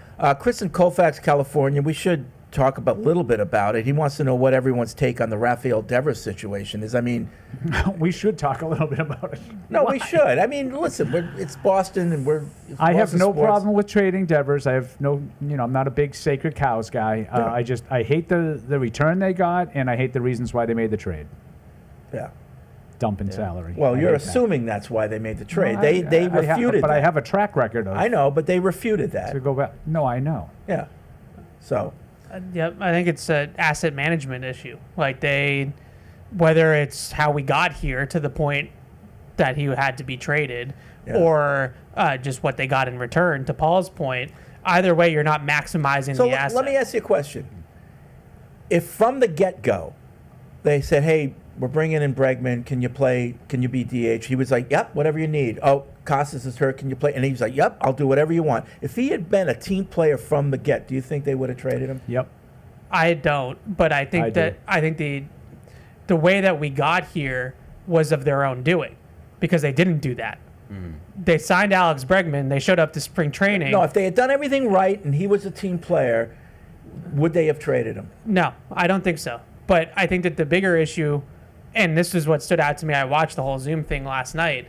The thing that stood out to me that I feel like isn't being talked about enough is Craig Breslow admitting that he mishandled the communication with Rafael Devers. He did. He took came ownership out of and that. he admitted that. Yeah. He said that's not good general managing. Like, that's just not acceptable. Like, you cost the Red Sox Rafael Devers. Like, you just said you did. Yeah. Like, you literally cost them a star player. Like, that's unacceptable.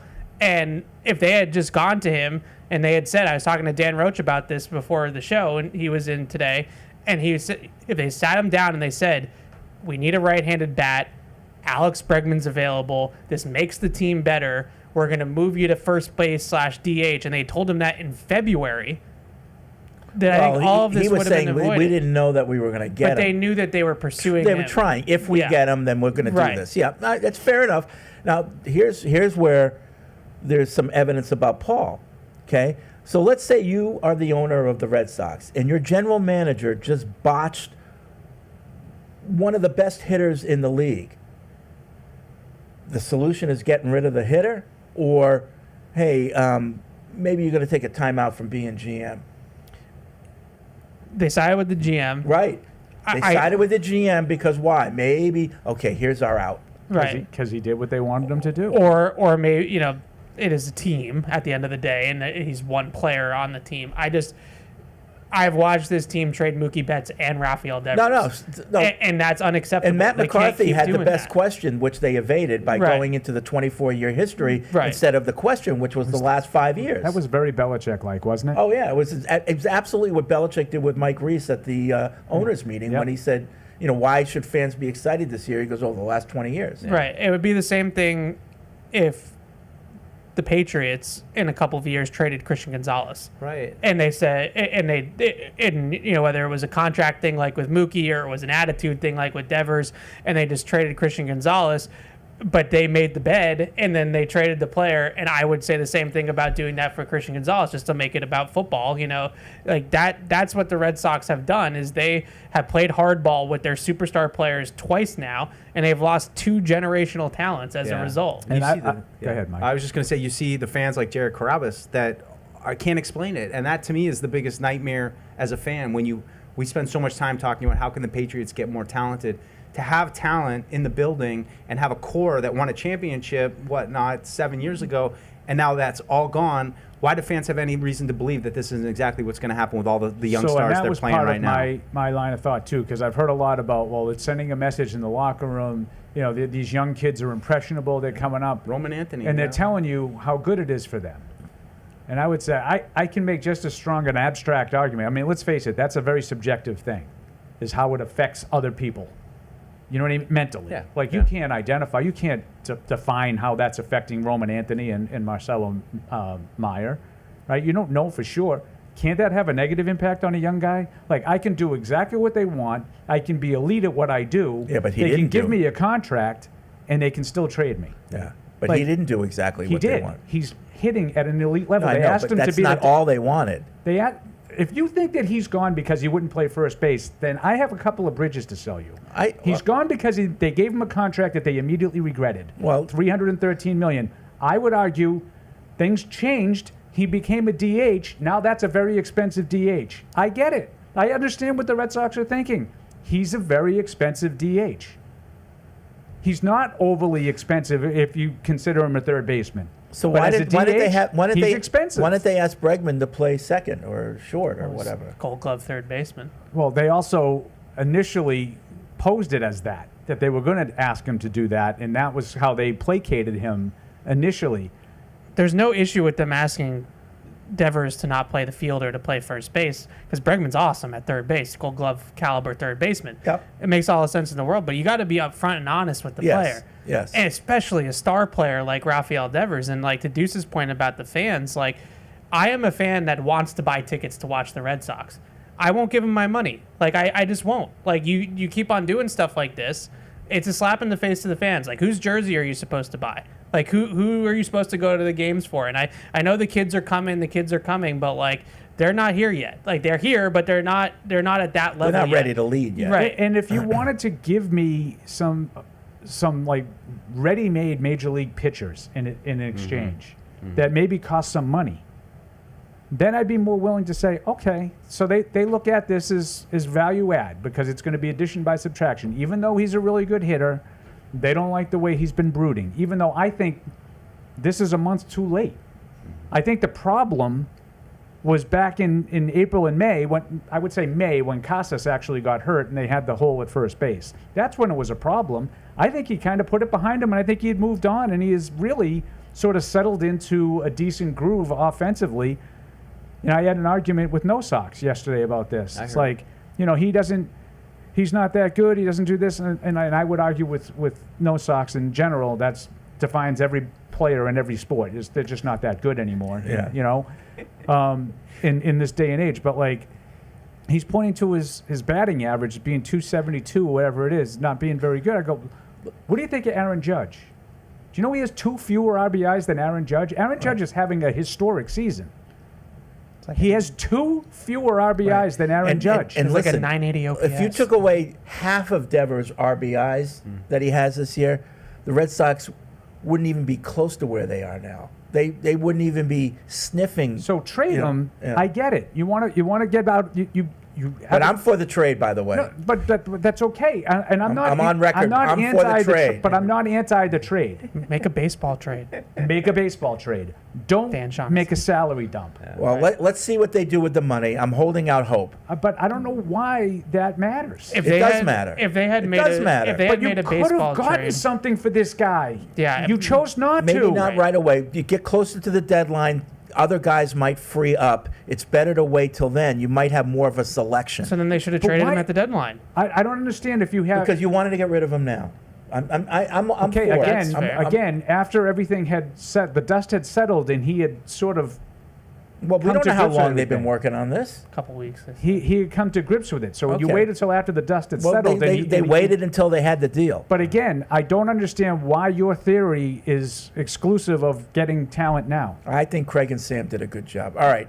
Let's get back to the show. He's the one who said he insisted on Yeah, talking about Well, it. we did. We talked about it. It's enough. Baseball trade. It's enough because we Like, can what- talk all show The about one show, like the trade, I'm sure there's a much more recent example, but it's my childhood. Like A-Rod for Alfonso Soriano. Right. Like This is my point. A-Rod was so much better than Alfonso Soriano, but Soriano was a good But player. did that preclude those two teams from then adding other players in the trade deadline? And they No. traded him, but they took on money. Texas took on money to make the trade happen, but they got an all-star. When is the trade hitter. deadline, by the way? July, end of July. And I it's just a don't know long time.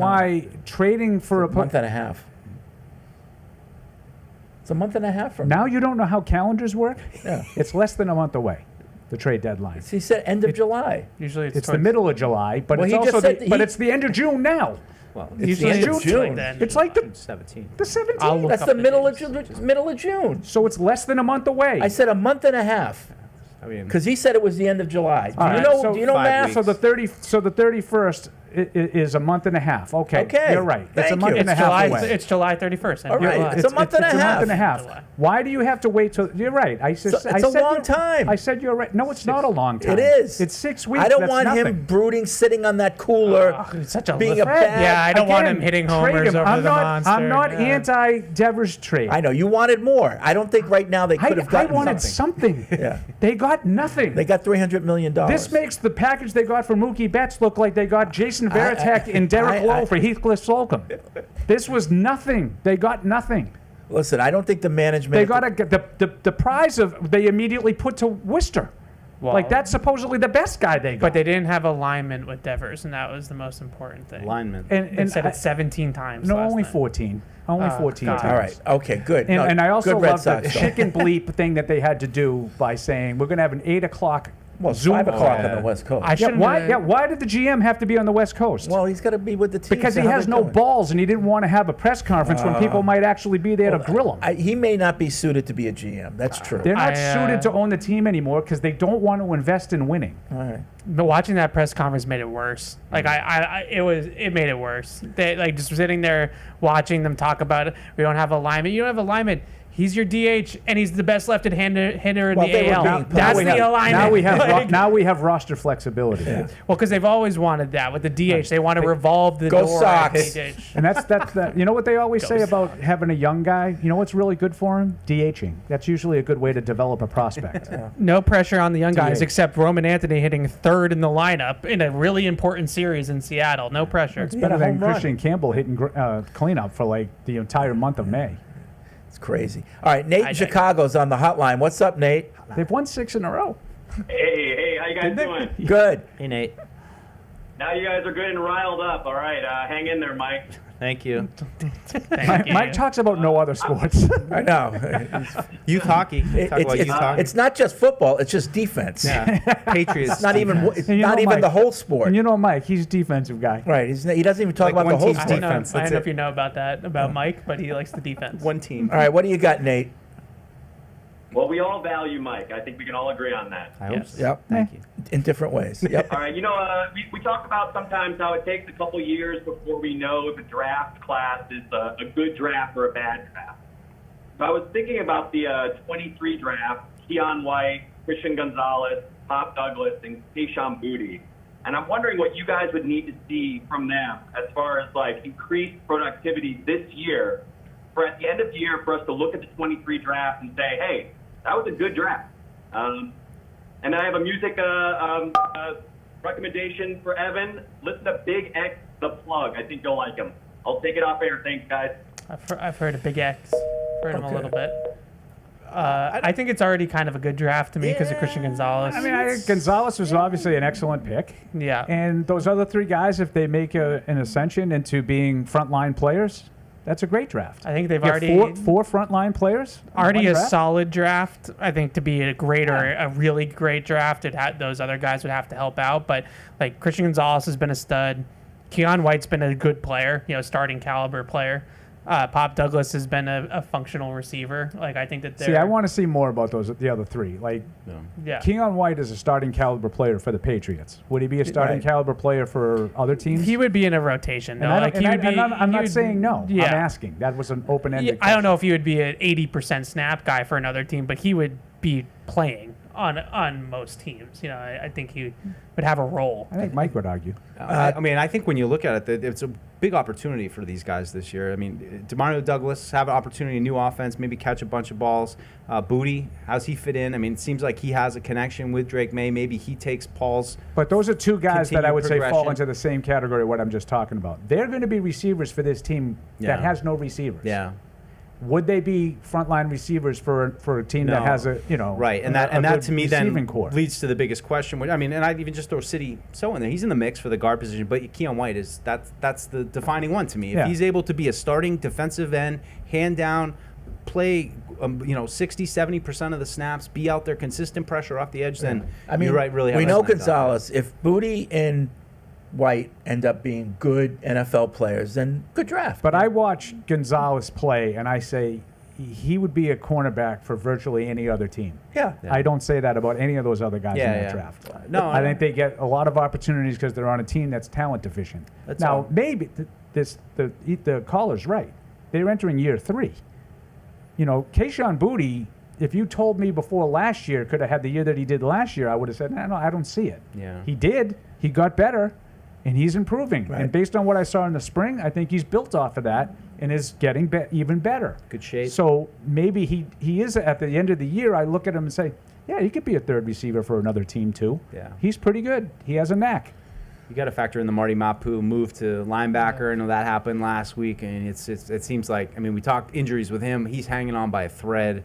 It's the middle of that draft. Mapu, Jake Andrews, Chad Ryland, obviously. So I think is hanging by a thread. City So Mafi's already off the team as the 5th round pick that year. Yeah. Well, that middle of the draft was rough. I remember that live, and then they saved me with Pop Douglas. I was like, all right, good pick. But that's always that's another feather in the notch of the consensus. They picked 2 guys in the 6th round at receiver that were pretty well thought of and known and all that kind of stuff, and those 2 guys ended up being a lot better than the guys that they reached on in the 3rd and the 4th round. Todd's in North Carolina. Hey, Todd.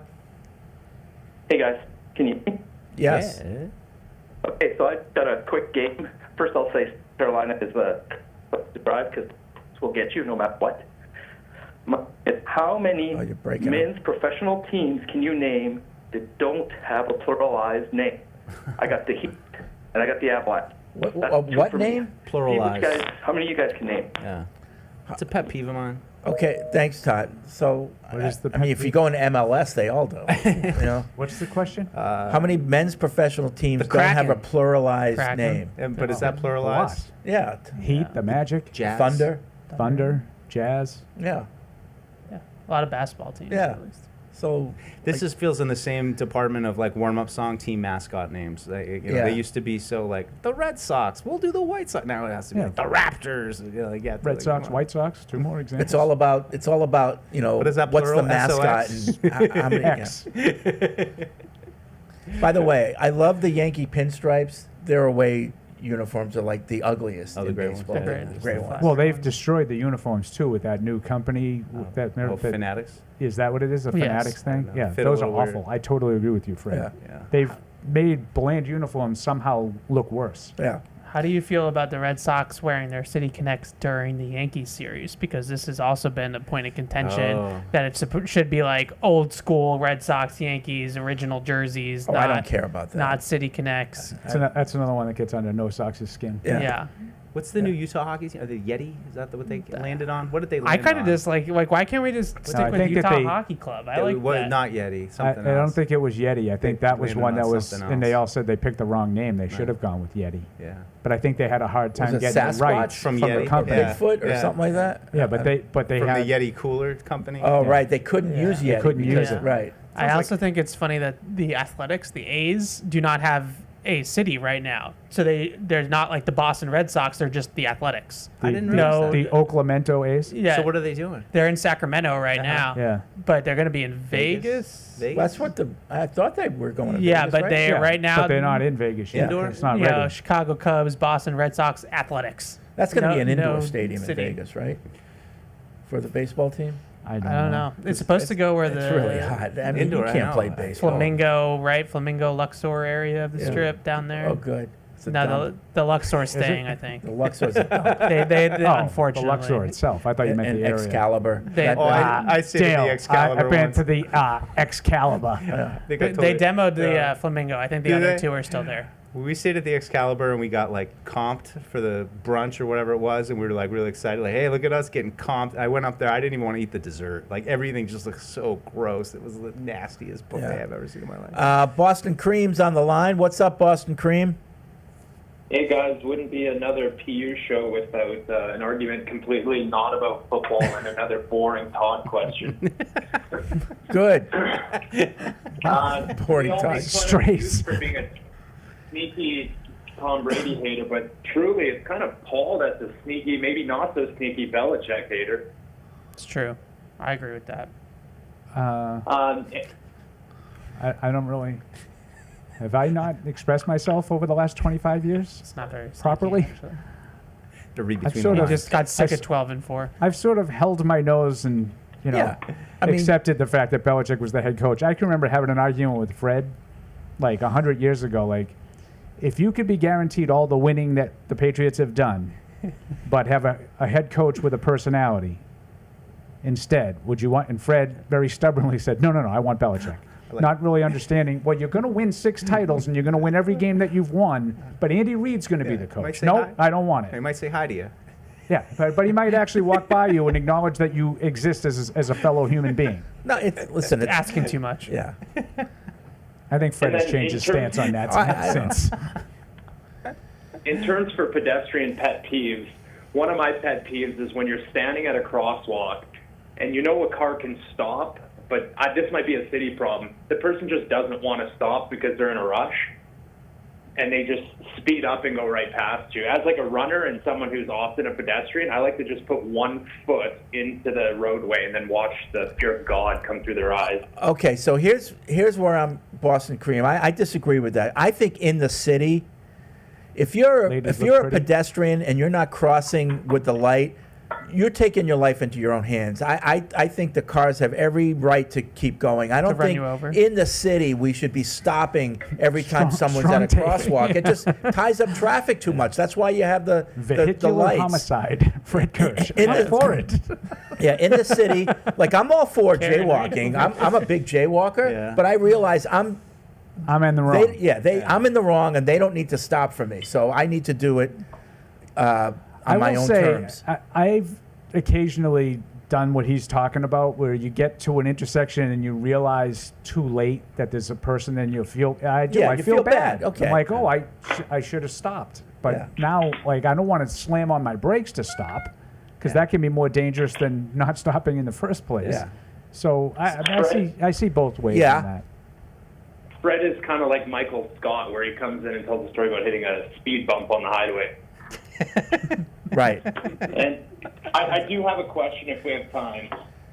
I think Patriots fans are a little overrating our roster, which I would believe every fan base does.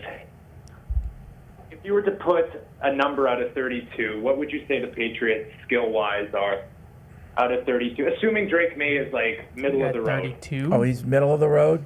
Better take back that shot at Todd. Yeah, 32 is a little. 30, yeah, 32.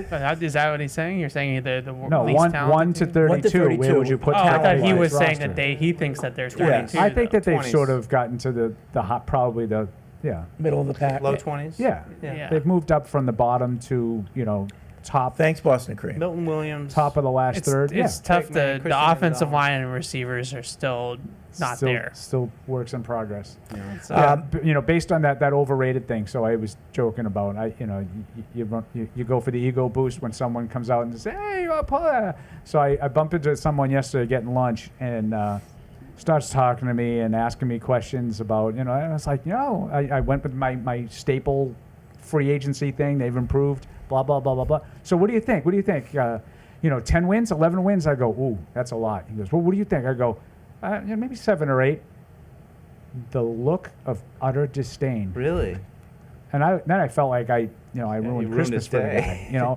And I was just like, I'm thinking to myself, like, don't ask me if you don't want an answer. Like I tried to answer it honestly. Professional. I think they're going to be twice as good as they were last year, and somehow that's going to be a disappointment to you? That kind of lends to Boston Cream's point of I think people are starting to overrate things a little bit. 11 wins now, or we're going to be 11 wins or bust? We're going to be disappointed? It's what happens. It builds in a crescendo. You have mini camp. There's usually good vibes out of that, and you get to this point between mini camp and training camp, and this is the time to be stupid positive because once you start training camp and joint practices and preseason games, I remember thinking of last year with Gerard when it was like, it's all great right now. I mean, I know Rabel said the same thing to you. Like, it's easy to run the thing through the offseason, and especially this year, it looked like pretty good. But we all know July 20, whatever, when it all starts, that's when the real challenges begin. What people do, and people do this every year. So they added what? Let's say conservatively 6, 7, 8 starters. Yeah. What happens if 3 of those guys get hurt? That's the worst. Right. And injuries will happen. And that's it's not a matter like, of It's if. not like that's a doomsday scenario. I'm not talking like Drake May gets hurt. Every team would be devastated if their starting quarterback goes Harold down. Landry. Right. But what pull happens pull that string? What out. happens if Christian Gonzalez gets hurt? Yeah. What happens if you have right now a situation on the offensive line where you've drafted a kid to be the 4th overall pick and starting left tackle because you didn't have a left tackle, and all of a sudden Will Campbell gets hurt. You don't have a left tackle. Like, I'm not even know if Will Campbell's going to be good or not, but I know that you don't have anything better than him. I know that. Yeah. I also think you're looking at the opponents, and a lot of the reason why people are picking them to win so many games is because the schedule is so easy, but it always looks one way in June, and then we get into the season. That's right. And then there'll be teams that are much better than we thought they were going to be. There might be teams that were much worse, but there's going to be teams that were better. That's a great point. You know, I think it looked a lot harder last year at this time than it ended up playing out. Right. Because I think there were teams like the Jets that people thought were going to be really good. It's going to be 2 really tough games, and it turned out that it wasn't. Speaking of the Jets, Matthew from Arizona writes in, I've been watching the Jets YouTube channel and worry that we may be underestimating them with Justin Fields. He's more mobile in the pocket. Do you think he's a bigger threat than Rodgers with the Steelers? Yes. Yes. No, what he's saying is Rodgers with the Steelers, Fields with the Jets. Who's a bigger challenge for the Patriots? Rodgers with the Steelers. You talking about who's a better team, the Steelers or the Jets? Yeah, is he a bigger the threat with the quarterbacks? Jets than Rodgers is with the Steelers? I would say Fields with the Jets. I think Rodgers is done, but I think the Steelers are better than the Jets. Yeah. So I would rather play the Jets than the Steelers, if that makes any sense. But Rodgers to me is... Yeah, I want to get there, and I probably am there. It's still just hard to shake off Aaron Rodgers and truly believe he's washed, which he very well might be. But I just think of how Fields looked here a couple years ago, and he had the best game of his life. I think about Week 1 with Geno Smith. I think how he looked here last year, where no one was. I just looked at it as like the Jets are a good team, like talent-wise. They're missing the quarterback, which is a huge missing. But do we just pencil in 2 wins against the Jets? No. Is that what everybody's doing, other than us? No, but I think everybody's penciling 2 wins for there. They're penciling a win over the Raiders. They're penciling in a win over the Titans, the Browns. And that's how you get to 10 and 11 wins. Yeah. I'm not Every one of penciling those games is a win. Jets. I look at those games as probably 6 or 7 of them you're going to split them. You'll go 4-3, 3-4, whatever, because the other teams are looking at you the same way. Sure. Yeah. But Justin Fields does not put any fear into me. That fear? No. That I game would he agree. played a couple years ago was the best game of his life. He'll never play that well I do again. not have fear of Justin Fields. I respect the Jets roster. Yeah. And I kind of respect what they've done. Like, I haven't heard Ben Volen wrote about this over the weekend, and I hesitate to give Ben Volen credit because I love to tease Ben Volen. He's one of my favorite guys to tease. Starbucks. I haven't heard anything about the Jets all offseason. When was the last time you said that? Yeah, I think the Jets roster they have some top end talent with Sauce and Garrett Wilson and Quinnen Williams, but Makings of a pretty good offensive line. We're just getting to the point though where it's like everybody keeps talking about how great the Jets roster is and they don't win. So at some point you have to look at it and say it can't all be the coach. It can't all be the quarterback. They have this great roster every single year. Jets great roster, loaded, and they don't win any games. So at some point they got to win. Yep. I would agree with that, and I would also say the same thing I just said about the Patriots. I do think they have good talent around the roster. Well, let's see what happens when some of those guys start getting hurt. Yeah. Let's see how much depth they have. I think the offensive line, they're going to have They're going to have 2 young tackles, and are they going to stay healthy? I don't know. Yeah. Maybe. Jasper in Somerville by way of Maine. Full disclosure, I got rid of my car 2 years back and drive mostly for work a few times a month. If you're driving a car in Boston, you are 100% an interloper and should act as such. I slow walk, jaywalk, walk however I please because Boston is a 400-year-old city with bones built around the on-foot individual. When I'm in some hellhole like Phoenix, I know I will kowtow to drivers. They will legit kill you. But when I'm in God's walkable country, I will continue to be a walk Chad. Okay. 10-7 season wild card win with a second-round exit. Incoming Drake May MVP discussion next year. Watch this space. Boston would be more walkable, to his point, if the public transit was better than it is. Now, some of the reason why it isn't is because the city grid makes no sense whatsoever. It's not like New York City where it's all just, It's amazing you let cows dictate how the roads are going to be formed. I get his point, but like it's only walkable within the neighborhoods that you want. Like if you're in the North End for the day, great and walkable. But if you live in Everett and you want to go to the North End, there's really only one way to do that. And it's in an Uber or in your own car. Yeah, it's like you're over by the Common or you're kind of North End near South Station with Quincy Market, that area. But and a lot of people do walk. I always think of different areas of the city that in my mind are like, oh, well, that's way over there. Mm-hmm. But people that live in and around the city and spend a lot of time in the city, no, you just walk from, wherever to Fenway, and that's no problem. I remember doing that when I met my wife and she was still living in town. She lived near Beacon Hill. Yeah. And like just how many places we walked that I was like, I never thought of like being able to walk from there to there. Oh yeah. Now the Green Line, if you're on the Green Line, you're good. Any of the other things, it's a while. And the Green Line, will go all the way from Fenway to North Station. So you can like use it, but it's just I challenge that the whole city is really walkable. Like the neighborhoods are walkable. Yeah. I think you get a lot of traffic through Ruggles for Fenway. Is that a big we did that one time and said we can't get to the Green Line, but we took the commuter rail to Ruggles but that's a pretty good little walk from Ruggles Orange Station. Line? That's a good walk. That's a good walk. Kevin England, I've been a huge Patriots fan for 25 plus years, but in recent years I've adopted Boston as a whole and watched the Celtics and Bruins when my schedule allows. Very recently I've started working at baseball with the Red Sox. My question is, can you explain the Rafael Devers terms in football terms, the trade in football terms? How big are we talking? So what would be an analogy? That's a big trade. I don't know if I have one. I mean, it's not as big as like the Luka trade that happened in the NBA, but kind of in that ballpark. It's close. It's a similar trade. Similar like, wait, what? They traded who?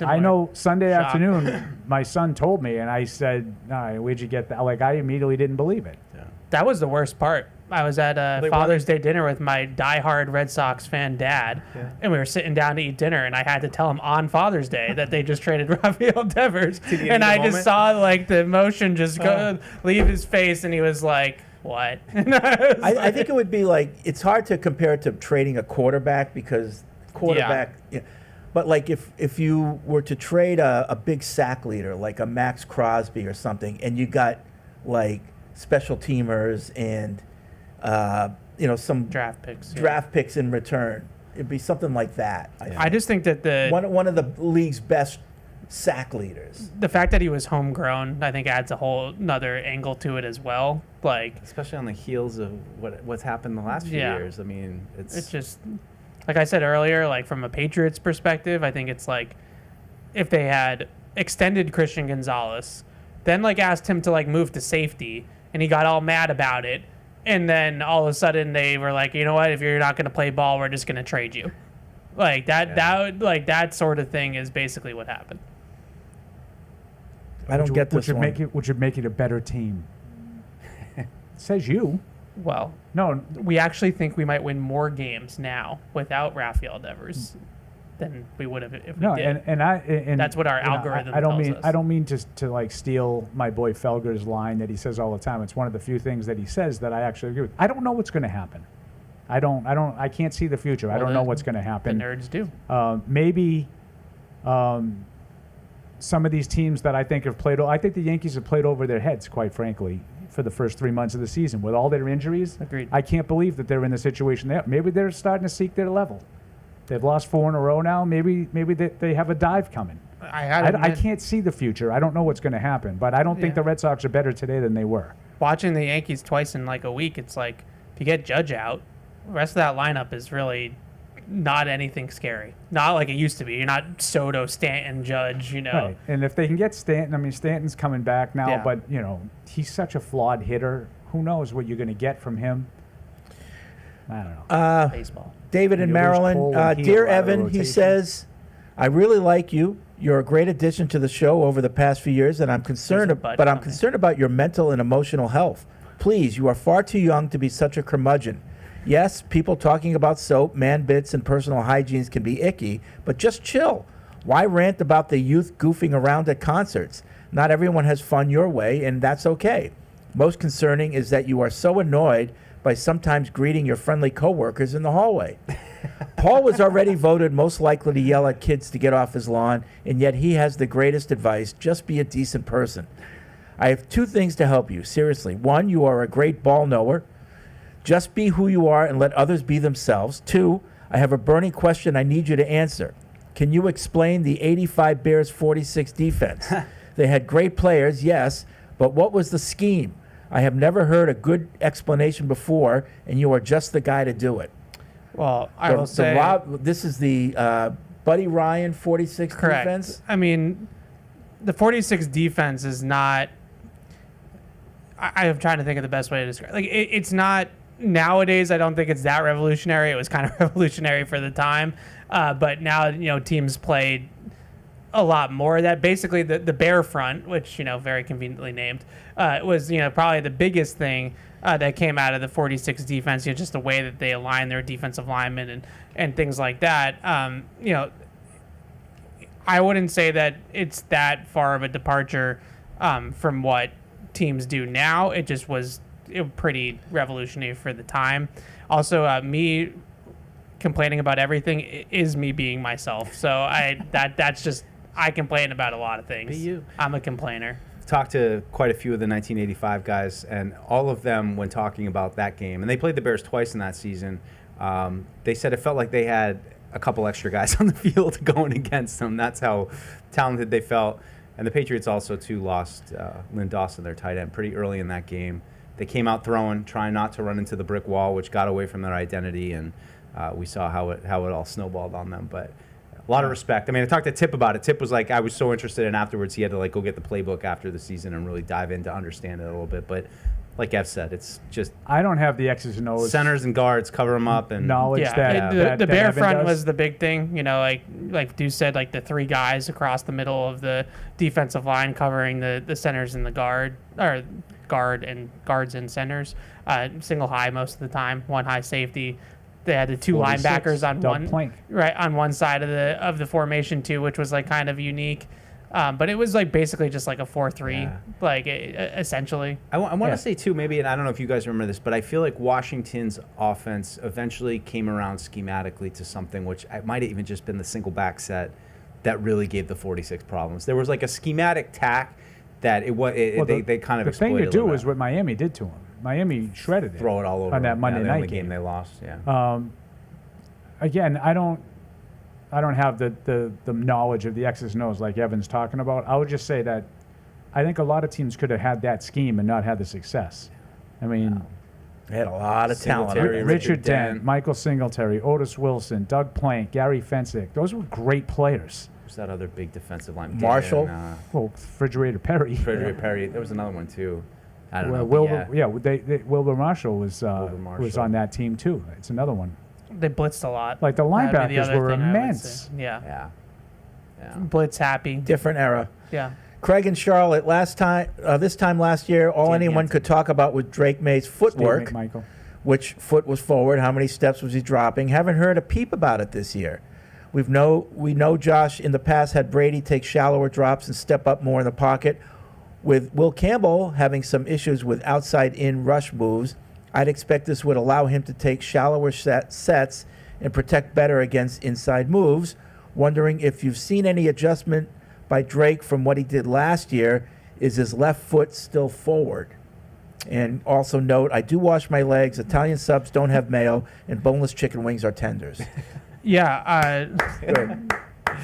The trifecta of dominance. I'm not even going to answer the email. football question after I just heard that last line. I'm out.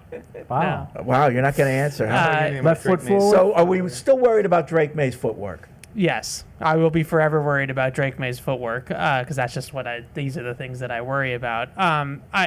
The drops in terms of the depth of the drop is tied to the routes that they're calling. So like the depth of the drop I think was more of a Brady thing than I would say that it was like a system thing. A big part of that with Brady was that he's not mobile. So like he would set to a certain depth to help out his tackles because he's not going to help him out by running. So that was a big aspect of it too. Left foot forward, I would say is probably going to stick, but I think a lot of what they're trying to do is carry over. Ashton Grant was in Cleveland last year with Stefanski and try to keep it as much the same from a footwork standpoint as they possibly can. So I'm not worried about it by any means, but I'm always going to be watching his feet. I mean, that's a big part of his game is making sure that stays rhythmic and stays on time and he stays fluid with his motion and all that kind of stuff. Speaking of Fresno, going back to our original discussion on free agents, he says, it's a question, do you sacrifice more wins this season if the free agency class mostly busts or if Drake May is unimproved? Probably the latter. Yeah, I'd probably lean the latter. If he's unimproved. If he's like he was last year, I don't think they're going to win that many more games than they did last year. They'll probably win more because I think they're better coached and they do have better talent around them. But if he plays poorly and turns the ball over, and to your point, Mike, that you've been harping on, isn't what he needs to be late in games when games are decided, your record's not going to be great. Do you think that there's a large percentage of Patriot fans that are just head in the sand? Drake May's awesome. Yep. We have our quarterback, and he's going to be great this year. I think for the me, second part, he's the story this year to me. And I think Vrabel is overshadowing that as the new coach and then all the new system. But really, how this team wins or loses, it's really going to depend on him. You guys know I love to sort of tease the over the top, optimism. Patriots fans, this isn't even just Patriots fans. Like, how many times have you seen different national things this year that are listing, I saw something on Twitter yesterday. These 8 guys are poised for a huge year 2 jump, and Drake May is one of them. Peter Schrager, I think, had identified him as absolutely I think he's given credit for doing things last year that he didn't do, quite frankly. Yeah. And maybe that's because he had so little around him that they just automatically extrapolate and say if he just had a little help, he would be X times better, which I don't think is absurd. I think he had very little help and was able to make some plays, just not enough. But I think Patriots fans and national fans in general believe that Drake May has ascended to a level he hasn't ascended to. I just wonder what's our bar though, because Justin Herbert is a great quarterback. He hasn't won anything. But we can all say we watch Justin Herbert and say quarterback. That's a really talented quarterback. Yeah. If Drake May that's the level that he gets to is like a Justin Herbert level, where they're a playoff team, but he's not winning the Super Bowl. Yep. Is that, are we saying that but are we, no one's doubting that the Chargers have their quarterback, right. Herbert's their quarterback. But if I would say if May plays it to that level, I would say that he's made significant improvements. Yeah. Yeah. No, I agree. I just think that. Are you asking if that's good enough? Yeah, because I think that a lot of people are going to look at that and say, kind of like they do with Bledsoe, frankly. Like they're going to sit there and say, fine player, but not great player. You don't have to apologize to me when you have that. That's a very rational take. I don't know. I feel like the bar is high, in terms of the winning aspect of it being on him. Patriot fans aren't going to want to be the Phillip Rivers team of the 2020s and have a good quarterback, but you're just never going to beat Peyton Manning or Tom Brady. Yeah. You're always going to be. They don't want that. They want to be better than Josh Allen. But do you fall short because your quarterback isn't good enough? Right. Or do you fall short because your team just can't get over the hump? Right. So, like, I'm not hell-bent like it has to be a title or bust. Like, I think Dan Marino's pretty good. I know that's a controversial take. I'll take Dan Marino any day of the week. He never won anything. Never won a damn thing. I'll take Dan Marino as my quarterback and say, it's on you, right, Patriots, to make sure that you're good enough to augment this guy, right, and make sure that he has enough around him to win. Yep. And if you can't, you can't. I'm not going to say I'm going to be happy if they never win, but the long-term outlook is really what I'm getting at. the Chargers, I don't think don't win because of Justin Herbert. Now maybe I'm wrong. His career's still relatively young. Maybe he's just one of those guys that is destined to do just enough to lose. Because like quarterbacks are to me are like on such a binary scale of like they're either guys you have to pay or guys that you aren't the guy. And like Fred's guy, Brock Trevor Purdy's Lawrence. tough for you. It's like Trevor Lawrence making $50 million to quarterback the Jaguars because you can see it when you watch him play. He looks the part of a franchise quarterback, but they don't win.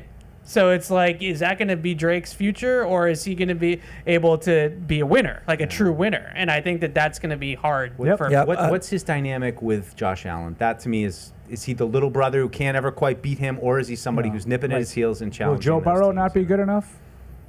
Because Cincinnati's inept and can't get him over the hump? Good comp.